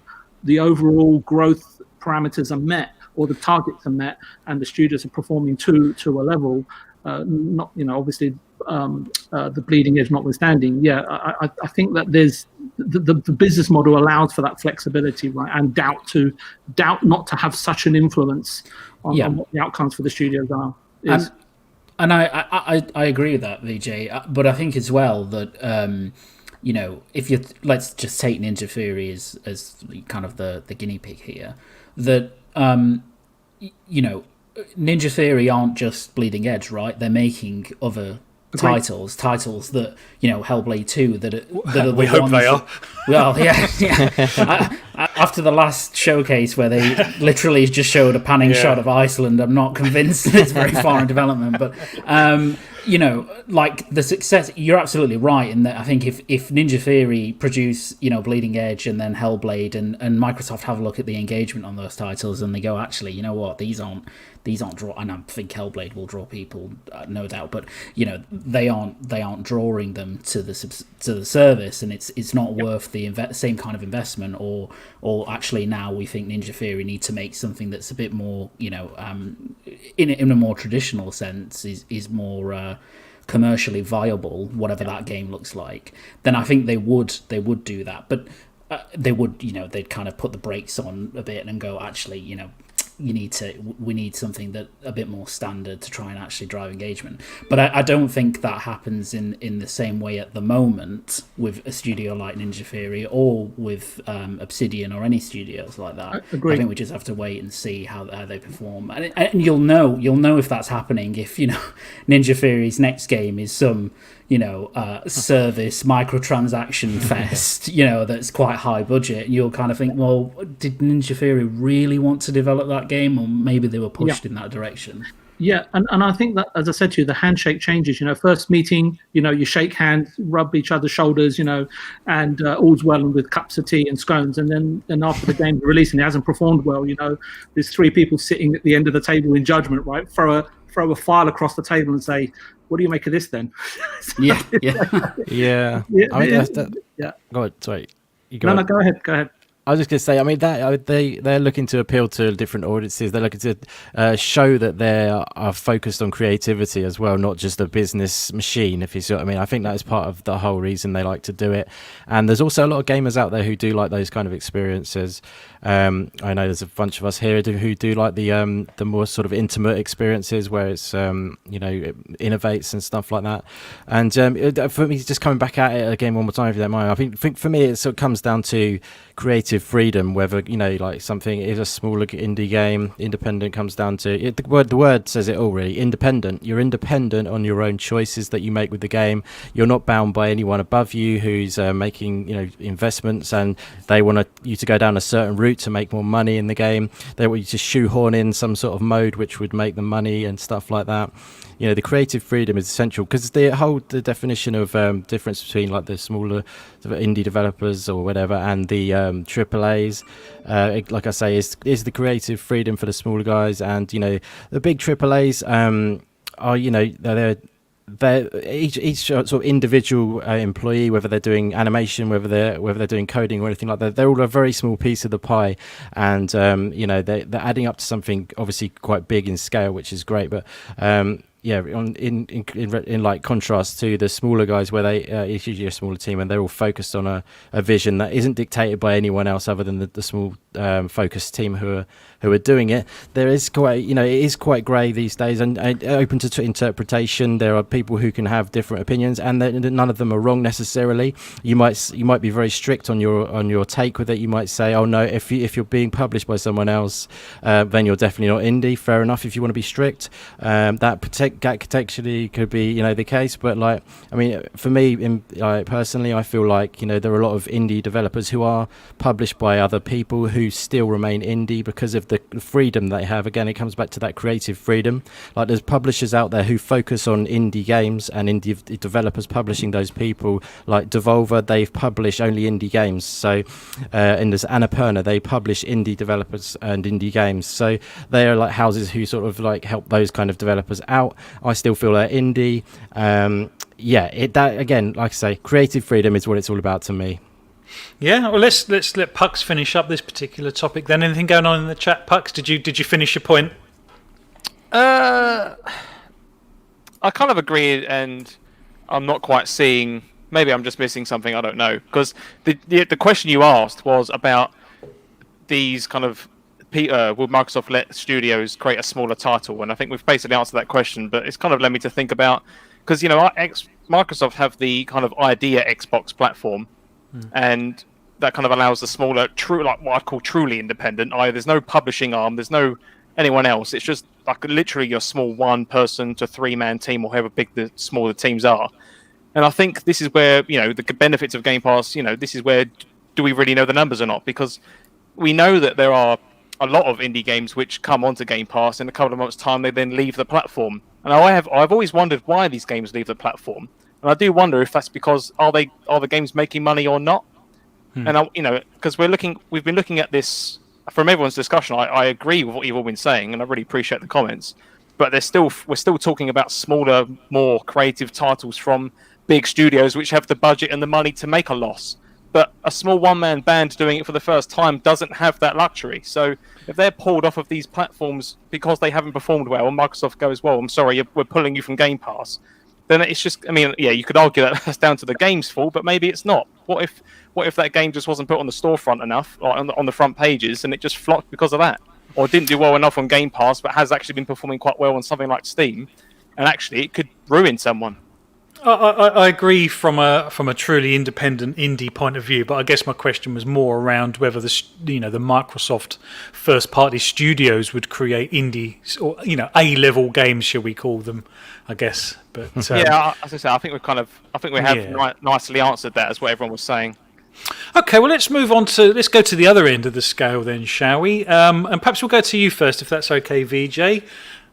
Is there such thing as a quadruple A game? Because it's obviously a term that Microsoft have coined to describe the initiative's new project. And you don't always hear the platform holders talk in terms of, AAA, AAAs and things like that. So for them to come out and say this is a quadruple A game, was it just a bit of marketing, do you think? Was it sort of Spinal Tap's the amps go up to 11 type thing?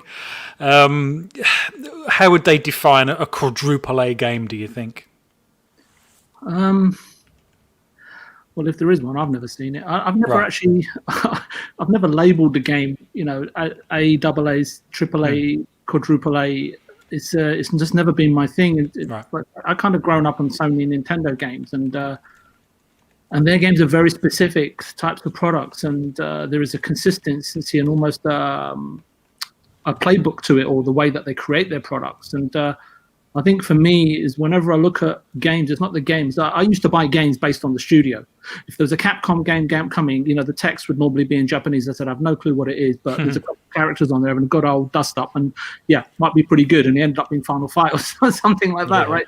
So, but I guess those days have changed, and consistency, I think, is the key thing for me. And they do. Sony and Nintendo have always provided consistent experiences on a consistent basis, I guess. And what I will say is Sony and Nintendo sit at the same table as almost like CDPR and Rockstar. I think you were mentioning in your question, Microsoft and Bethesda are far more embracing, I think, the Activision Blizzard and King model. That's my concern, right? And we talked about this before as well. And it's the creative. It's almost like what's your creative ethos, right, within the company? And until we see that, it's really hard to say anything or judge it, in my opinion. I mean, look, let's get this right. 23 studios, 35 team. It's not a moral achievement by any stretch of the imagination. Xbox requires content to keep Game Pass fresh and alive and evolving with content in order to serve these purposes. The indie gamer just, I think, made it perfectly clear. Listen, you know what? They need a variety of content. Why? Because not only are they servicing their current generation or their current sort of fans of the system, the hardcore or whatever you want to call it, but they're also, as we know, they've been saying for quite a long time, they're targeting whatever it is, 2.2 billion of the 3 point whatever billion mobile device users, right? And obviously they want to expand their PC base, PC customer base in terms of who is subscribing to Game Pass. Game Pass needs to be, in my opinion, to be treated like a living, breathing entity. That is how I would look at it and evolve it from their goals, for their goals, to inevitably be sort of reached, right? This is Xbox Phil's vision, right? And it reminds me a little of the Beast Below episode from the Doctor Who series. I don't know if you're familiar with it. You know, the Doctor sort of finds humans that are torturing a star whale who's trying to rescue humanity from a blighted and uninhabitable Earth, right? Game Pass, for me, in that instance, is not the issue, and it never was or never will be. That's the perception problem with gamers and people in general, like looking at Game Pass. It's just the service. It's Xbox that are in charge, and it's their tendencies on a variety of content. You know, if you want to give it a designation so everyone can easily understand what we're talking about, A, B, C, D, or whatever, AA, AAA, and obviously you've mentioned quadruple A, and well, that will be. Either they will allow Game Pass to suffer with poorly conceived or the earnest endeavorment approach that I talked about when you talked about the factory production methodology, you know, approach to content creation or understanding the nature of what it really could be, and fill it with games that are full of ideas, you know, that were gracefully conceived, and I think that. The only thing when you mention quadruple A is what's the budget, you know, wow, what's the team size? Yeah, that's all great, but we've seen, you know, with Halo case in point, and I hate to bring it up, but it's just a very good case in point, right? That, look, you know, budget and size of team doesn't necessarily equate to a good game, but I guess at the end of the day, it really is just, you know, marketing, you know, a sort of catchphrase to the audience, right? And open sort of, but I guess I try to see it for what it really is, where a lot of people just attach themselves to it and say, Microsoft are making quadruple A games with no real understanding of what is the ingredients that's going into that, and if it is in fact, you know, anything to get excited about. But maybe the indie gamer can provide a better answer than I can. Well, we'll go to Luke next, but because there's a few people that in the chat that's saying, you know, they think quadruple exists, and they've mentioned a few titles. Enough to be honest, I personally agree with that. And let's not forget, this is an informal classification of games, and there's lots of different yardsticks out there, and perhaps, you know, because people sort of talk about the budget going onto the project, the size of the project in terms of personnel, the size in terms of the game itself. I'm guessing the popularity and how much it sells also kind of comes into it, but that's obviously something that happens after the event, I guess. Luke, do you believe a quadruple game exists, and if so, what are its matrices to sort of govern the size and scale of that game? Yeah, I do, and I think I agree with a lot of people in the chat on this. In that, I don't think it ever did back in. You know, years and years ago, I don't think that kind of existed, that concept existed. And as you say, it's a purely informal classification of a particular type of game. But I think now it does, just because game development budgets have, generally speaking, increased massively, particularly for, you know, high-end games. And I think, as people have said, I think the only one currently that sticks out to me is within that quadruple A budget is something like Red Dead Redemption 2, right? Where that game has essentially had as close to the concept of an unlimited budget and unlimited time as you can get in the game development industry. And those are concepts that don't actually exist, but it's as close to it as they do. You know, and you can see that's reflected in the quality of that game from start to finish, right? And the detail, the minutiae of detail that's gone into it, the marketing that it got, you know. And Cyberpunk will probably be another or close to it. I don't think any of the primary platform holders have made a game of that scale and scope, or any games of that scale and scope so far. Although they might do one day. So yes, I do think it exists, and I do think you can measure it, at least informally. But these I think they're quite rare titles in a way. I think it has to really be something that you can tell has just had so much money poured into it relative to other games in its genre, or just other games in general. I think Red Dead is the primary example of that. Yes, and to be honest, I put Red Dead in my show notes, didn't I? What do we consider Red Dead? If this initiative's title is a quadruple A game, is it the first? And like you say, it's probably not. Microsoft seems to have coined the phrase, and like I say, I think it's more of a marketing ploy than anything else. I'm going to do Flap. I'm going to do a Puxley here. Maybe I've misunderstood the question, but for me, is what has price, color, scope, budget, nationality, or whatever got to do with it? For me, I played Red Dead Redemption, and I just couldn't even get on with the controls. So for me, yes, from a budgetary and a manpower and time perspective, you can categorize it. Oh, that's had, a huge. I don't know. Is that the classification we're giving a quadruple A game? Flapper, if you don't mind. Yeah, go on. I think that's right, VJ, because I'm in the same camp as you in that Red Dead 2 for me wasn't particularly great. Like, I quite enjoyed the story, but beyond that, I didn't think it wasn't my game of the year. No, I'd rather go and play Starfield. Yeah, yeah. So I think when people are referring to quadruple A, it's not. You could in theory have a quadruple A game that is absolutely terrible. That's really critically panned, unpopular with people. But I think if it's had the budget, that kind of Red Dead 2 budget and time and manpower, then it's a quadruple A game. Yeah. Okay, no. Well, Pux, we'll come to you next. We'll leave you to last if you don't mind, Indy, because there's a few things I want to throw you away if you don't mind. But, Pux, what's your take on quadruple A? Do you think it exists? And if so, I'm guessing PlayStation have their share of quadruple A, things like God of War. Do you think it exists?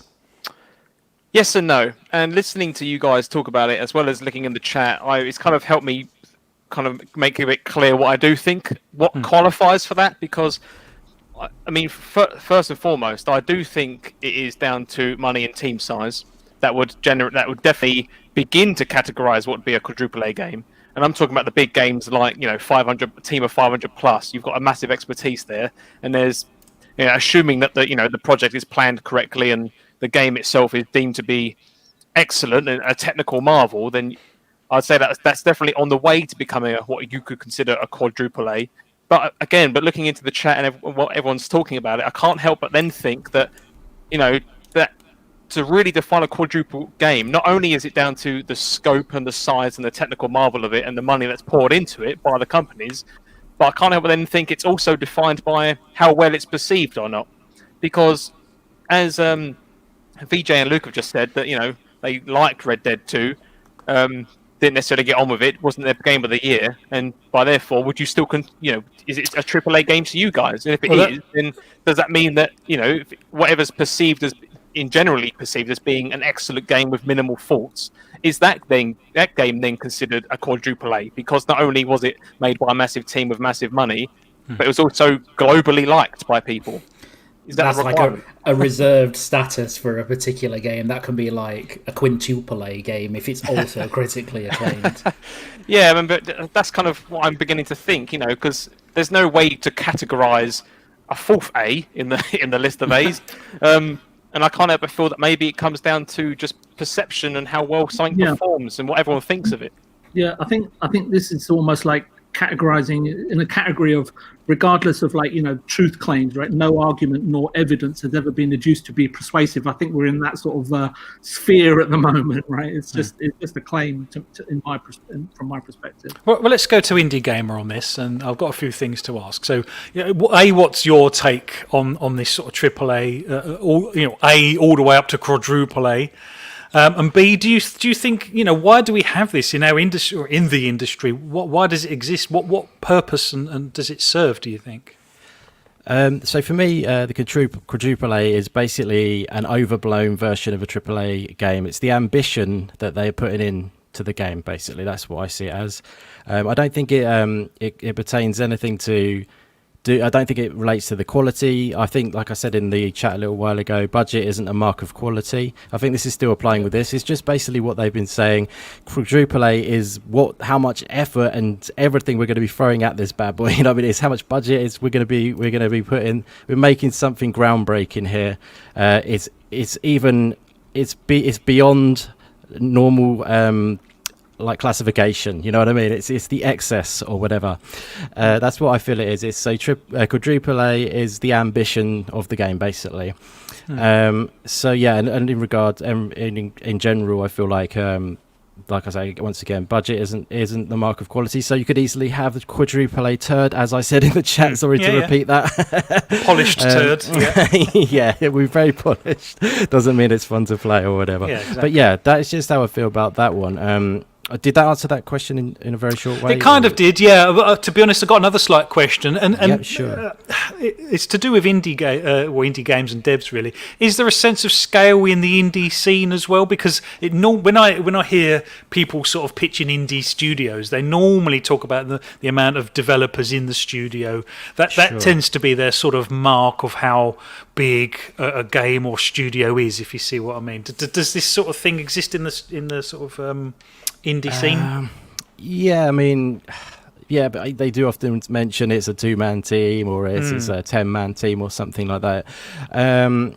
But yes, I mean, so did you say could you sort of repeat the question one more time? Well, I mean, obviously we have AA, AAA, and now quadruple A on the scene. You know, I'm not really sure what purpose that serves for us as gamers, because again, a few people in the chat have also said, well, a game's just a game, and this is kind of what VJ's alluding to as well. It doesn't really matter the sort of informal classification that it's given, and I'm just wondering if that sort of thing exists in the indie scene as well, and whether it's helpful or not.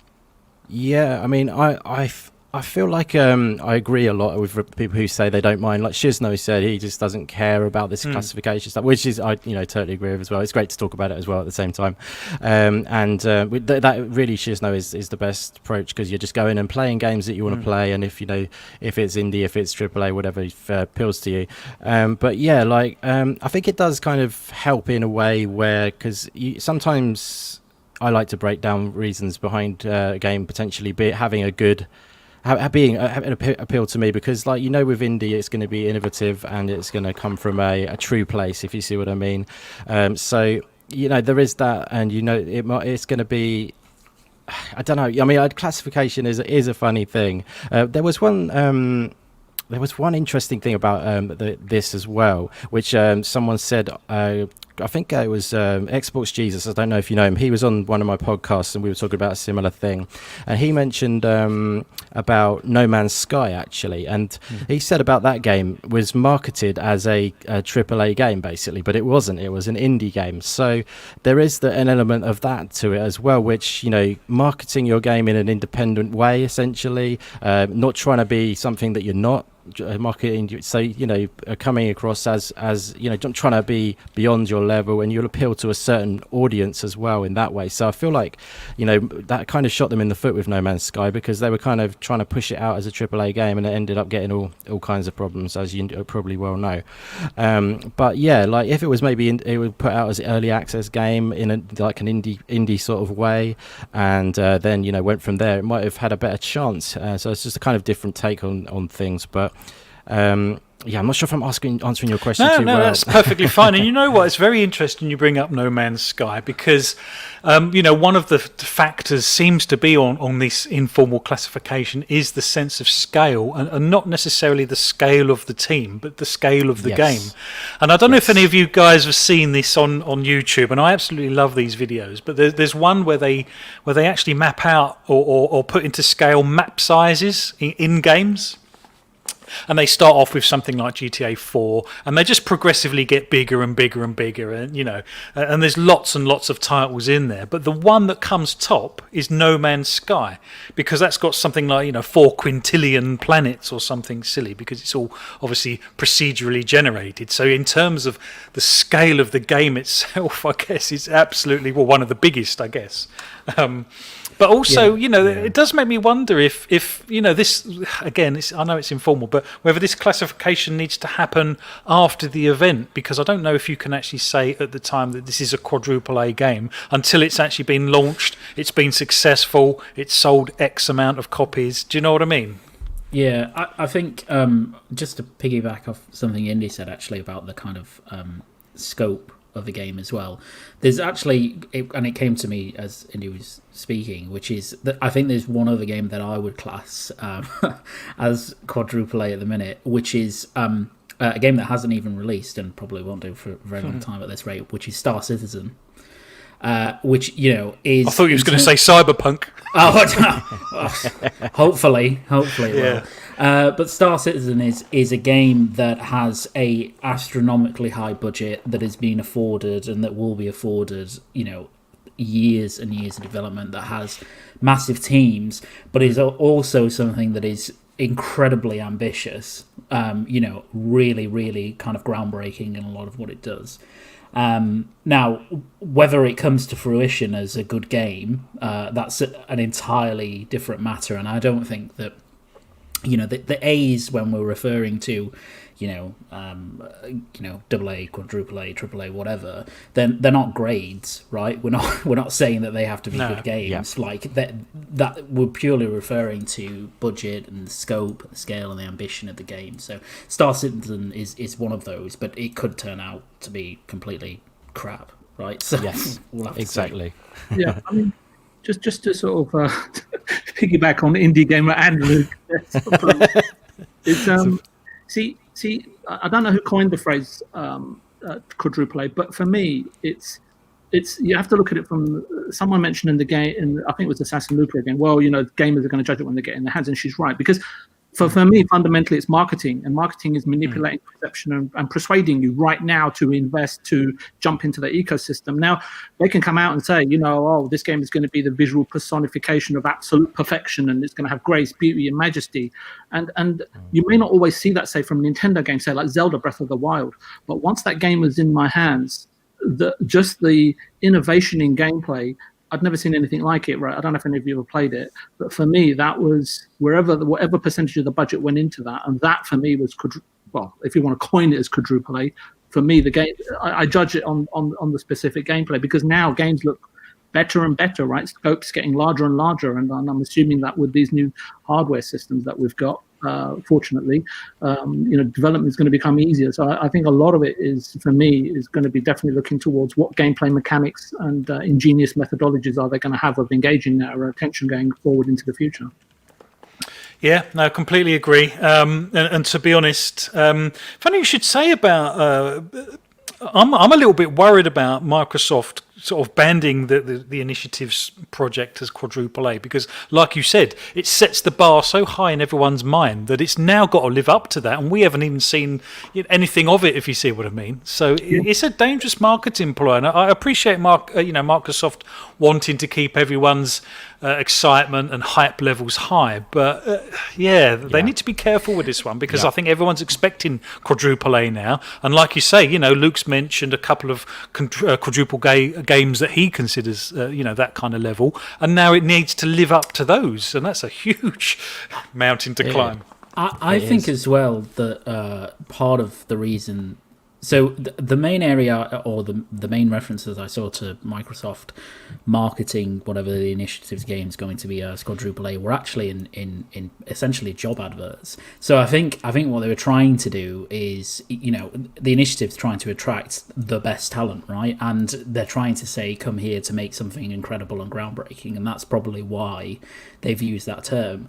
But I'd be very surprised if what I'm expecting from the initiative is something on the level of like, let's compare to Sony, right? Something like Sony Santa Monica level or Naughty Dog or something of that level. But I don't think anybody would really class those games as quadruple A, right? They're definitely big, huge AAA titles, but it's going to be interesting to see what exactly the game looks like when it gets revealed. Yeah, well, they've set the bar high, and that's fine. And I think it was fun speculation. You know what? It's absolutely fine to have that as an aspiration and a target to aim towards. Absolutely, but to sort of vocalise that publicly and almost market it, because we're having the discussion right now. It was put out there publicly. Just makes you wonder. Yeah, I don't think quadruple A should become a category. I think it's just a overblown indication of their, like I say, their aspirations. The good word to use for it. I think if everything starts being quadruple A, then it's just the new AAA. If you know what I mean.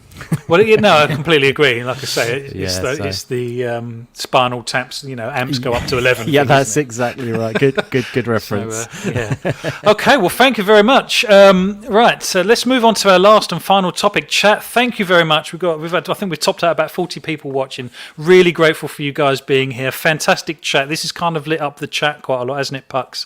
Lots of to-ing and fro-ing, lots of agreeing, lots of disagreeing around what a AAA is and things like that. So really grateful for that. I should do this at the top of the show. I never remember, but please, if you are new to the channel, please hit that like button, subscribe. It really does help the channel grow and stuff. And we love what we do, and we want to grow, and we want to give you more content and stuff.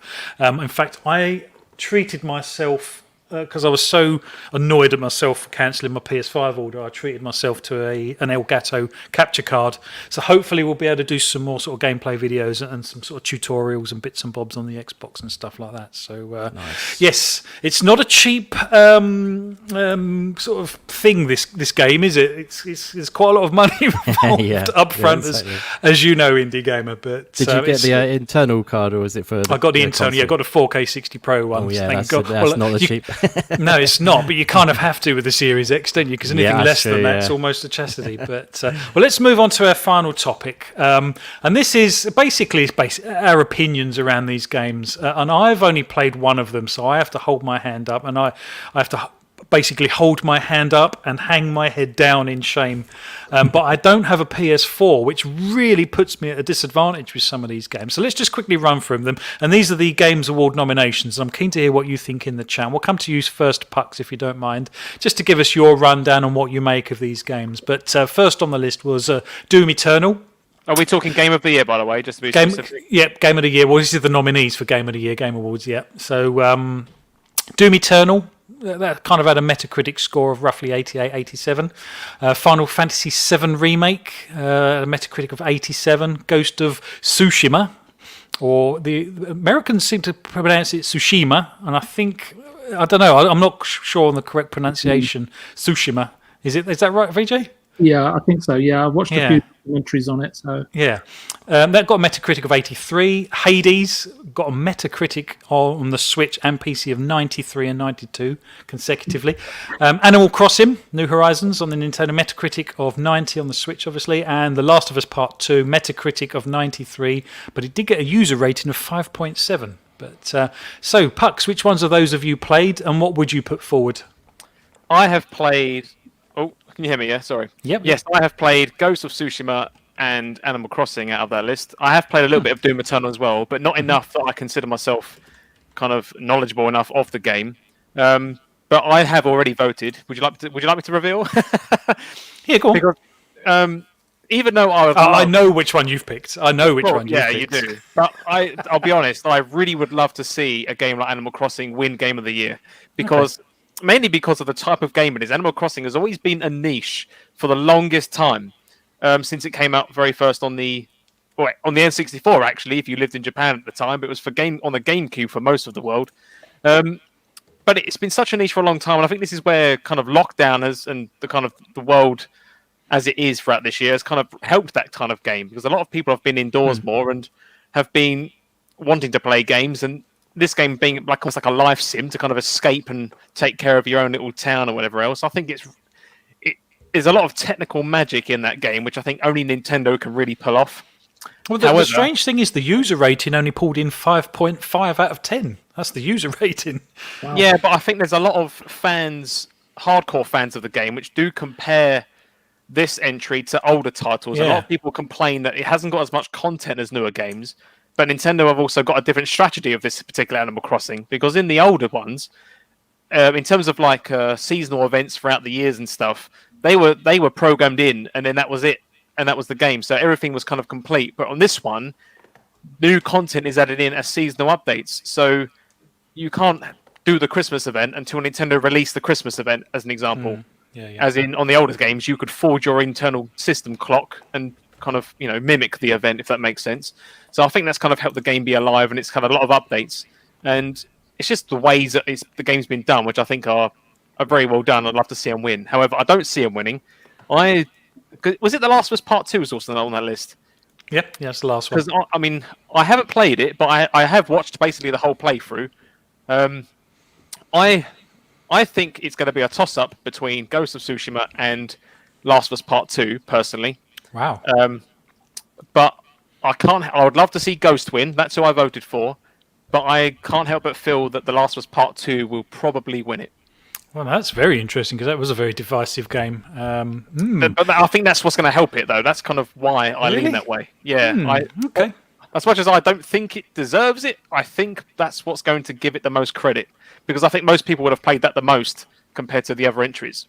Well, again, like I say, they got a Metacritic score of 93, which is as high as Hades, strangely enough. But I've got a user rating of 5.7, whereas Hades got a user rating of 9.0. So it tells you how the actual players feel about it. Let's come to you next then, VJ. How many of those have you played, and what would you put forward for the win? Just a quick word on the awards. I'm not someone who really enjoys the Game Awards, or Jeff Keighley for that matter. That's fine.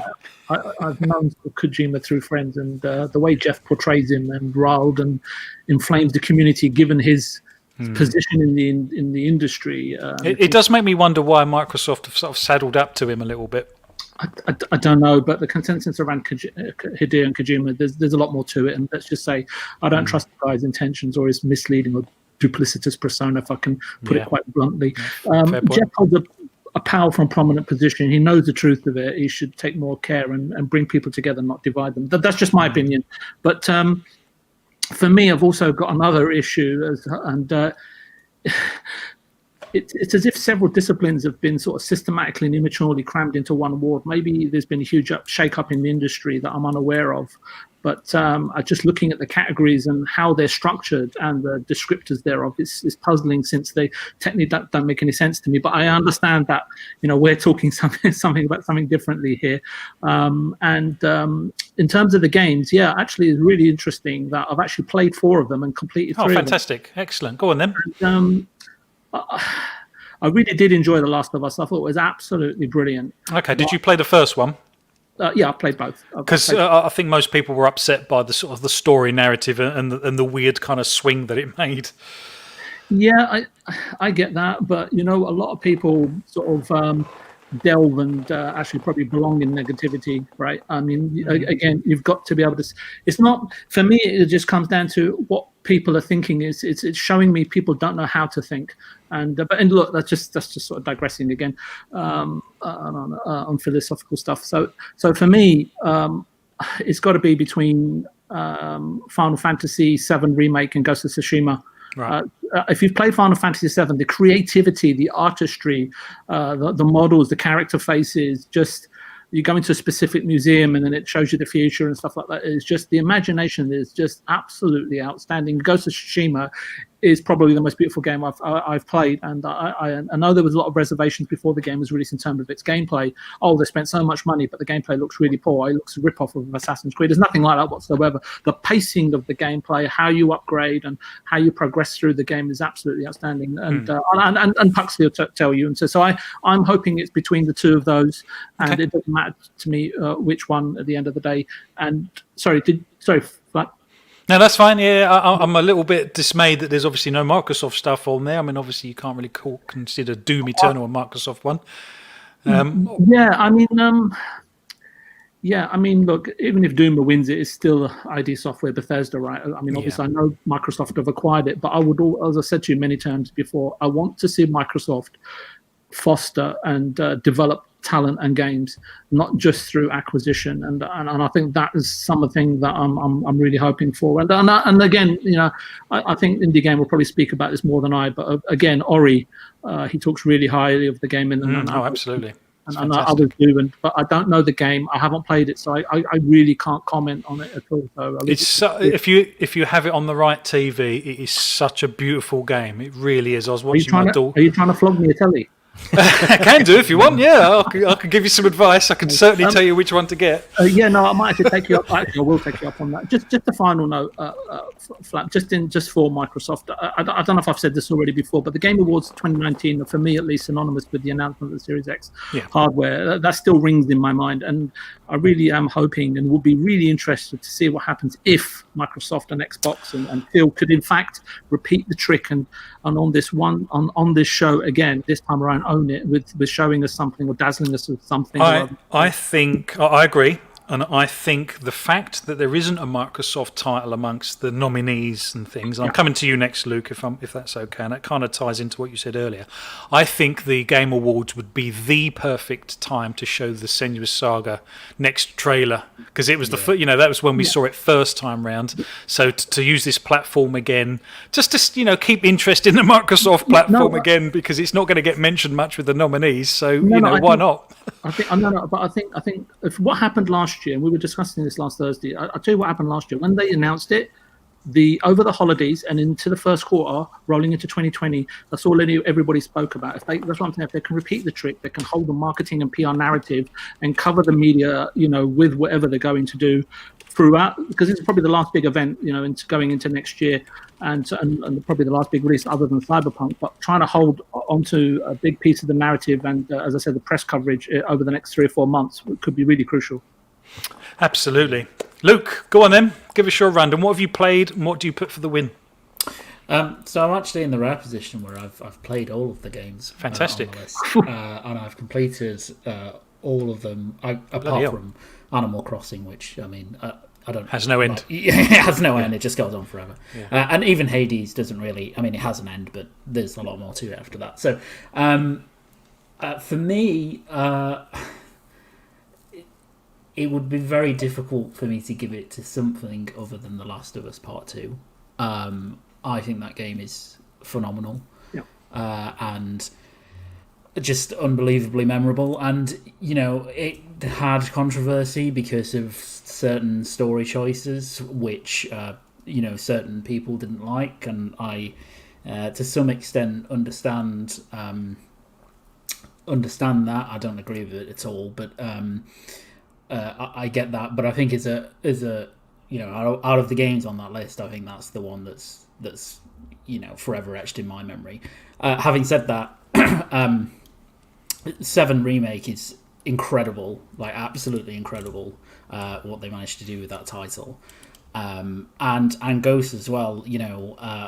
VJ probably attest to this as well. There are moments in Ghosts where you kind of, and it's quite rare, but you get goosebumps, right? And you get kind of a feeling that there's a kind of feelings that come out in that game that other games don't do, and for me that's often the good marker of something that's an incredible game. So but it's hard, like Hades is such a fantastic game. It's like, I remember a couple of years ago, actually, I can't remember if it was the 2018 Game Awards, but they had, because they usually give, they usually like to put an independent title on the list, right? Because it looks good.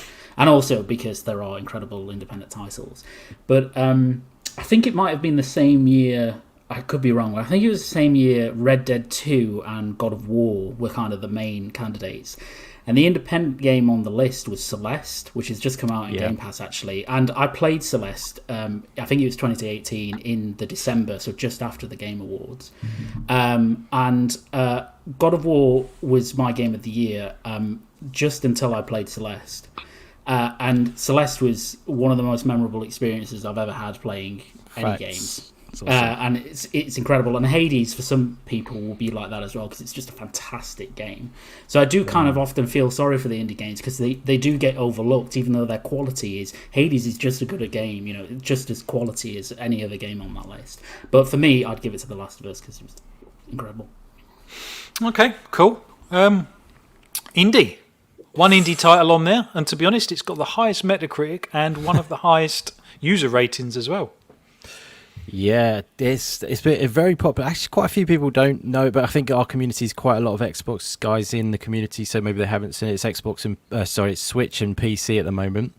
But just firstly, before I just jump into the Hades, I just want to say, obviously, VJ alluded to it.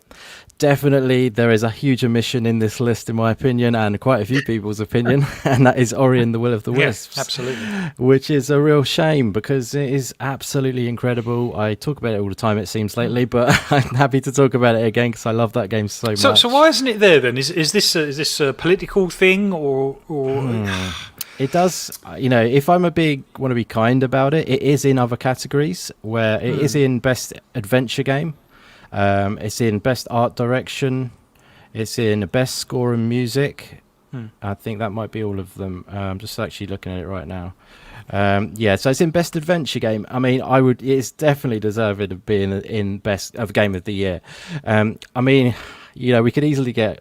I'm not a big fan of Jeff Keighley either. I don't think anyone seems to be a fan of him. He's done a lot for the games industry. I mean, I have to show respect in that, but... you know, it does sometimes feel like there is a bit of bias going on. But in fairness, if you really break it down, you can you do, you know, it is in there. So it's not like it's completely been left out. I have voted for it on Best Adventure Game of the Year. So hopefully everyone else will get behind it and it will get Adventure Game of the Year. I know a lot of people are sort of like, they don't really get behind the Game Awards. And I do get that. But at the same time, the Game Awards are a really good thing especially for independent games and developers. They get the little limelight, like Luke just said about Celeste. It got a real good boost after that, and I'm sure Hades is going to get a big boost, even though it's already doing really well.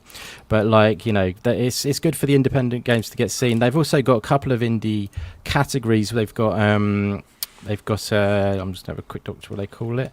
They've got like the brand new game. I forget. So it's the first game from that particular developer. I'm just trying to find that one.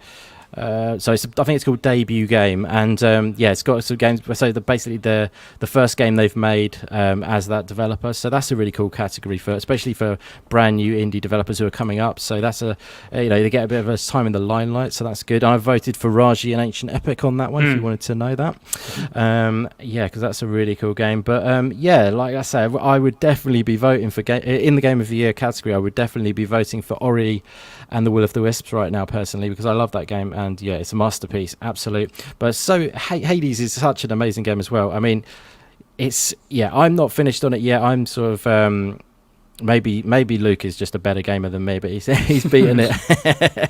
I've put a few hours into it. I've not got into the proper meat. I've got quite far into the game. It's a roguelike game, which again is the amazing thing about it, because a lot of people will get put off by that category, roguelike. So it's an amazingly well balanced game that, you know, you can get into it, and you can, you know, it was in early access for 2 years, so that was definitely a lot of time spent on making sure the game's well balanced and just feels great. With the art style, the combat is like super like adrenaline inducing. I get so into it with the combat. It's just excellently done. Great art style. Voice acting is outstanding. That's another category it's in. It's in like many categories, as you may well have noticed. Hades, it's in a lot of categories, and I definitely wouldn't be surprised if it takes a whole bunch of them as well. I'm sure it's going to come away with a bunch of awards from this. You never even know whether we might even get Game of the Year. But that would be pretty cool. But anyway, you probably want my prediction for Game of the Year, don't you? Is that right, Flap? Yeah, go for it. Yeah, it's a tougher one, because I mean, Doom Eternal I've played as well, by the way, and that's an awesome game. I personally felt that didn't do it. I mean, I was surprised to see it in this list. I've played that game and I absolutely love it. But even taking that into account, I was surprised to see it on this list. I mean, Doom 2016 was one of my games of the generation, and I absolutely adored it. And then is that from a technical perspective on what they managed to squeeze out of the engine, or for the game itself? Just the love of the game, the adrenaline-inducing action. Again, I like using that term, but like Doom definitely has that in it. But then I just felt like I'm not finished on Eternal yet, so it might change by the time I've finished it. I'm about halfway through, and it was. It just, you feel like a badass if you're American, playing it, which is cool. But I feel like in Eternal they kind of they've sort of thrown so much in there with like all the different control styles, and they want you to do particular things at particular points a bit too much. If that makes any sense, there's less freedom to be to take on the game however you want to do it. So you have to use this weapon to do that, to get to yield like the armor, or you have to do this to get the health, and it just becomes a bit like, I've got to tick those boxes rather than in 2016. One thing about that game, you cannot watch that game. You can't watch someone play. It is too crazy. I nearly did some footage for the show, and about 10 minutes in, I'm thinking they're just going to be boss-eyed by the end of this. It is such a crazy game, and I watched my daughter play it, and it's just, you just can't watch it. When you're playing it and you're actually in the moment and in the zone, it is fantastic feeling, but to watch someone else, it's just, whoa. I know what you mean, I can imagine. Yeah, it is super fast. But actually, with Doom 2016, I had to change the field of view on it before I could even play it, because I was getting a bit sick playing Doom 2016, but luckily it didn't seem to happen on Doom Eternal. Okay. But just a side point. But yeah, like, I mean, Hades is very worthy of being there. I know a lot of people who haven't played it may think, why is that on there or whatever. Honestly, if you played it, you would absolutely love it. It's a blast to play. I would love to see it win, just because it's an indie winning. I think Luke came up with a good point, though. Is that the sort of token indie game, and the fact that there is one token indie game, Hades perhaps scored more than Ori. Is that why that's there? Yeah, you could say that maybe, but I would say it was. I mean, if you there are a lot of people shouting about it. There are a lot of people adoring this game. If you just go onto Steam and have a look at the Steam reviews, and you'll find out how much love there is for this game. I think it is very much deserving of being there. But I do know what it means. It's nice to have an indie game on there, but I don't think it's unjust that it's there. I think it deserves it. And like I say, I think that you'll find they'll win quite a few of the awards at the game. Like, they might win best action potentially, because the action is furious and awesome. But yeah, I haven't played all the games, so it's not really fair for me to say the winner, I guess. But it's always nice, being the indie gamer, I would love to see Hades win, I guess, the game of the year. Yeah, no, that would be fantastic. I think, although I've not played it, the one game that everyone has been talking about with absolute passion is being Ghost of Tsushima. Yes, that does something different. It's I do feel like if I'd played the game, I probably would be saying a lot of good things about it. By proxy, that would probably be the one that I would be least surprised if that won, if you see what I mean. Sure. Excellent. Well, thank you very much. It's going to be interesting to see. I hope you're right, VJ. I hope Microsoft come out and drop some huge news. And even if it is the Senua's Saga trailer that's been rumoured for quite a while, that's been in the works and in the wings, waiting for someone to hit the play button, it would be great to see something there. I think Microsoft do need to come out and do something to stick their stamp over those awards, particularly as there is no Microsoft titles in the best game category, and perhaps they might be making a bit of a rod for their back, because obviously if they do something this year, then obviously next year we would absolutely be expecting them to do something. Yeah, absolutely. I think consistency from Microsoft and keeping everything on a progressive bandwidth is really important. I mean, they haven't let up since the S reveal, and I think everything's been going quite swimmingly for them. And it really is just about letting your audience know what are your intentions and how are you going to go about achieving it, and here's a taste of what's to come. And I think if they do that, then it's not about them versus Sony or Nintendo. It's their story, and they're writing the narrative, and we just want to look forward to whatever they've got, and in an engrossing manner. No, absolutely agree. So, well, that kind of concludes today's show, ladies and gentlemen in the chat. Thank you very much. I've really enjoyed today, and I knew the sort of AAA, quadruple A one was going to be not emotive, but divisive perhaps in our opinions and stuff. And it's always great to have differences in opinions and stuff because that is left wide open to interpretation. That one, there is no hard and fast rules with those. But yeah. Sorry, Flap. Is this your gameplay capture of? Because I'm not going to watch this if I'm going to learn how to play this game. You know what, right? You know what? Those look like you should be able to climb on those because this is my first ever playthrough, right? And up until this point, that kind of surface looks like you should be able to climb on it. And I was thinking, what the hell do I do? Thankfully, it doesn't take me too long to work out what the hell to do. To be honest, I thought you were applying for a tutorial job. But what I really should do is play through these games first and then record an hour's worth of footage because, like you say, you literally see me running around for the first time and I'm thinking, oh, God, I'm recording this. People aren't going to... anyway. Yeah, thanks for pointing that out. I'd be there editing it all, like making sure I don't fail. Yeah. Well, excellent. Thank you very much. Let's just do a very quick round. Thank you very much for being here. Indie Gamer, you've got your own podcast. Where can we find you? How do we find you? How often is it? What do you do? Well, actually, it's in a transitional period of going up from once a month to twice a month, actually, which is pretty cool. Fantastic. I don't know if I should mention what's happening. Otherwise, I might save that for another announcement. Oh, you're full of secrets tonight. Yes, I am indeed. It seems that way. Someone pin him down. We're going to have to get all this information out of him. I just want to replay my respects properly. Anyway, but yeah, it's going from once a month to twice a month. It's going to be going, at the moment, it's first Saturday of every month, and it will be going to first and third Saturday of the month soon. And that's obviously on my channel, which is YouTube/The Indie Gamer, or one word. We're also going to be doing, hopefully this will happen. The plan is that in December we're going to do a little Indie Games Awards of our own. Oh, fantastic. So yeah, that's the plan. That will be quite fun, I think, and we're just going to have a bit of fun with that. How are you going to decide who wins?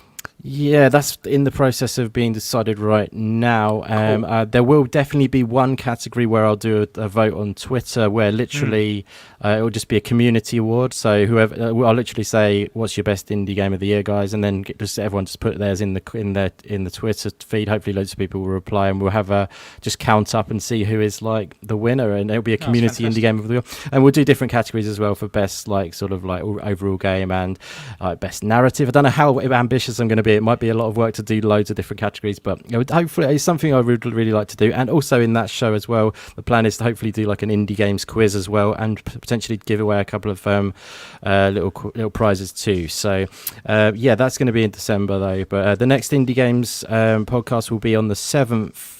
Is it the 7th? The 5th, I think, actually. So the first Saturday of the month. So I think it's the 5th of December is the next Indie Games podcast. And it would be awesome to see you there if you fancy it. Thank you so much for having me on today, Flap. It's honestly always a blast coming on this show. You guys do something awesome with it, and it's great to see you growing. And I just loved it. So yeah, just quickly, my Twitter is indie_gamer_01, and the YouTube is just all one word, the Indie Gamer. YouTube/Indie Gamer. But thanks so much again. It's been so much fun, buddy. No, thank you for being here. It's always a pleasure, and I like the aspect that you bring with the indie games. So that's fantastic. And it was great to have some indie sort of news and titles that we could discuss tonight as well. So that's fantastic. Brilliant stuff. Luke, thank you very much for being here. It's always a pleasure. Like I say, you're kind of part of furniture now, I'm afraid, in a good way. No, thanks for what you bring, and like you say, you multi-platform. You play on all of the platforms that we discuss, all 4 of them, I guess, if you include PC, and obviously all of the consoles. So that's always a great perspective. Enjoy your well-rounded knowledge. So talk to us about Twitter. You're fairly active on Twitter. Yeah. Thanks for having me again. It's always great to be on here. It's such a great panel, great chat, and topics are just awesome. So I'm always happy to come on. Follow me on Twitter. It's @LukeSteele90. At the minute, it's just screenshots of Miles Morales. So probably want to wait like a couple of days before you follow me if you're not interested in that, because that's all it'll be. But yeah, it's always great to be here and just really enjoy it. Thanks for having me again. Yeah, no problem whatsoever. VJ, the other part of the furniture. Yeah. Thank you for being here. Have you had a good time? Yeah, I just wanted to say, it's really good to have the indie gamer back on the show. He always brings such an interesting, diverse, and sort of informed range of thoughts, perspectives, as always. ideas on every show that you appear on, buddy. And, you're very kind. You're too kind. Thank you. Word now. Thank you, BJ. And for Luke, always when I see him on the show, I don't know, he's coming onto the show, and I just get really excited. And I was pondering while everyone was chatting on his choice of Game of the Year, and for me, Grace, Beauty, and Majesty is why I went towards Final Fantasy and Game of the Year, and gameplay mechanics and the upgrade systems. But I can understand his choice, right? Because The Last of Us 2 does actually encompass all of those ingredients, so I can understand it winning and deserving Game of the Year. And thank you for having me on the show once again, Flap and Puxley. So it's always a pleasure. It's a lot of tough topics, and sometimes they can be a little bit diversity in opinions is probably the best way to describe it. But that's a good thing. That's what makes the world go round, mate. Yeah, really appreciate being on the show. Thank you. Excellent. Yeah, I appreciate you being here. And Puxley, thank you for being here, my friend. How did you find today's show? Oh, I thought it was very good. I thought the chat was very lovely tonight. Yeah, the chat was fantastic. Liked the diverse of opinions between the A's, the A wars, whatever you want to call them. Give them a name. I like that. Let's stay with the A wars. That's something else, I think. Yeah, I was going to say, anyone listening, don't Google that. But yeah, that's on the top shelf, I think. But no, yes, I very much enjoyed the show. I thought it was fantastic. Always love talking about this stuff. Happy to do it every week. Really look forward to it. Excellent. Well, thank you very much for being here. Let's just do a very quick shout out to the chat. Pong Soul, Wakanda Xbox News Today, Assassin Looper, Dragon Wolf smashing the gamer score this month. Well done. So Shady, Jamie Richardson. Thank you all for being here. Fun Speculation. There's Zofa N. You're new. I've not seen you on the show before, but welcome. Like I say, don't forget to hit that like and subscribe button. Defunct Jester. Oh my goodness me. Pixel Slapper. It's just such a fantastic community. I absolutely love seeing the chat, and you guys, you really do make the show, and we like bouncing off the chat as well, because you do challenge us, and that's what it's all about. It's not a top-down approach. It's about us as gamers just having a bit of a chat, basically. So absolutely great. I love this show to bits, and it's all you guys that make it, fun and worthwhile doing every single week. So thank you for being here. Hopefully you'll catch us on the next one, which will be next Sunday, and we'll speak to you then. See you later.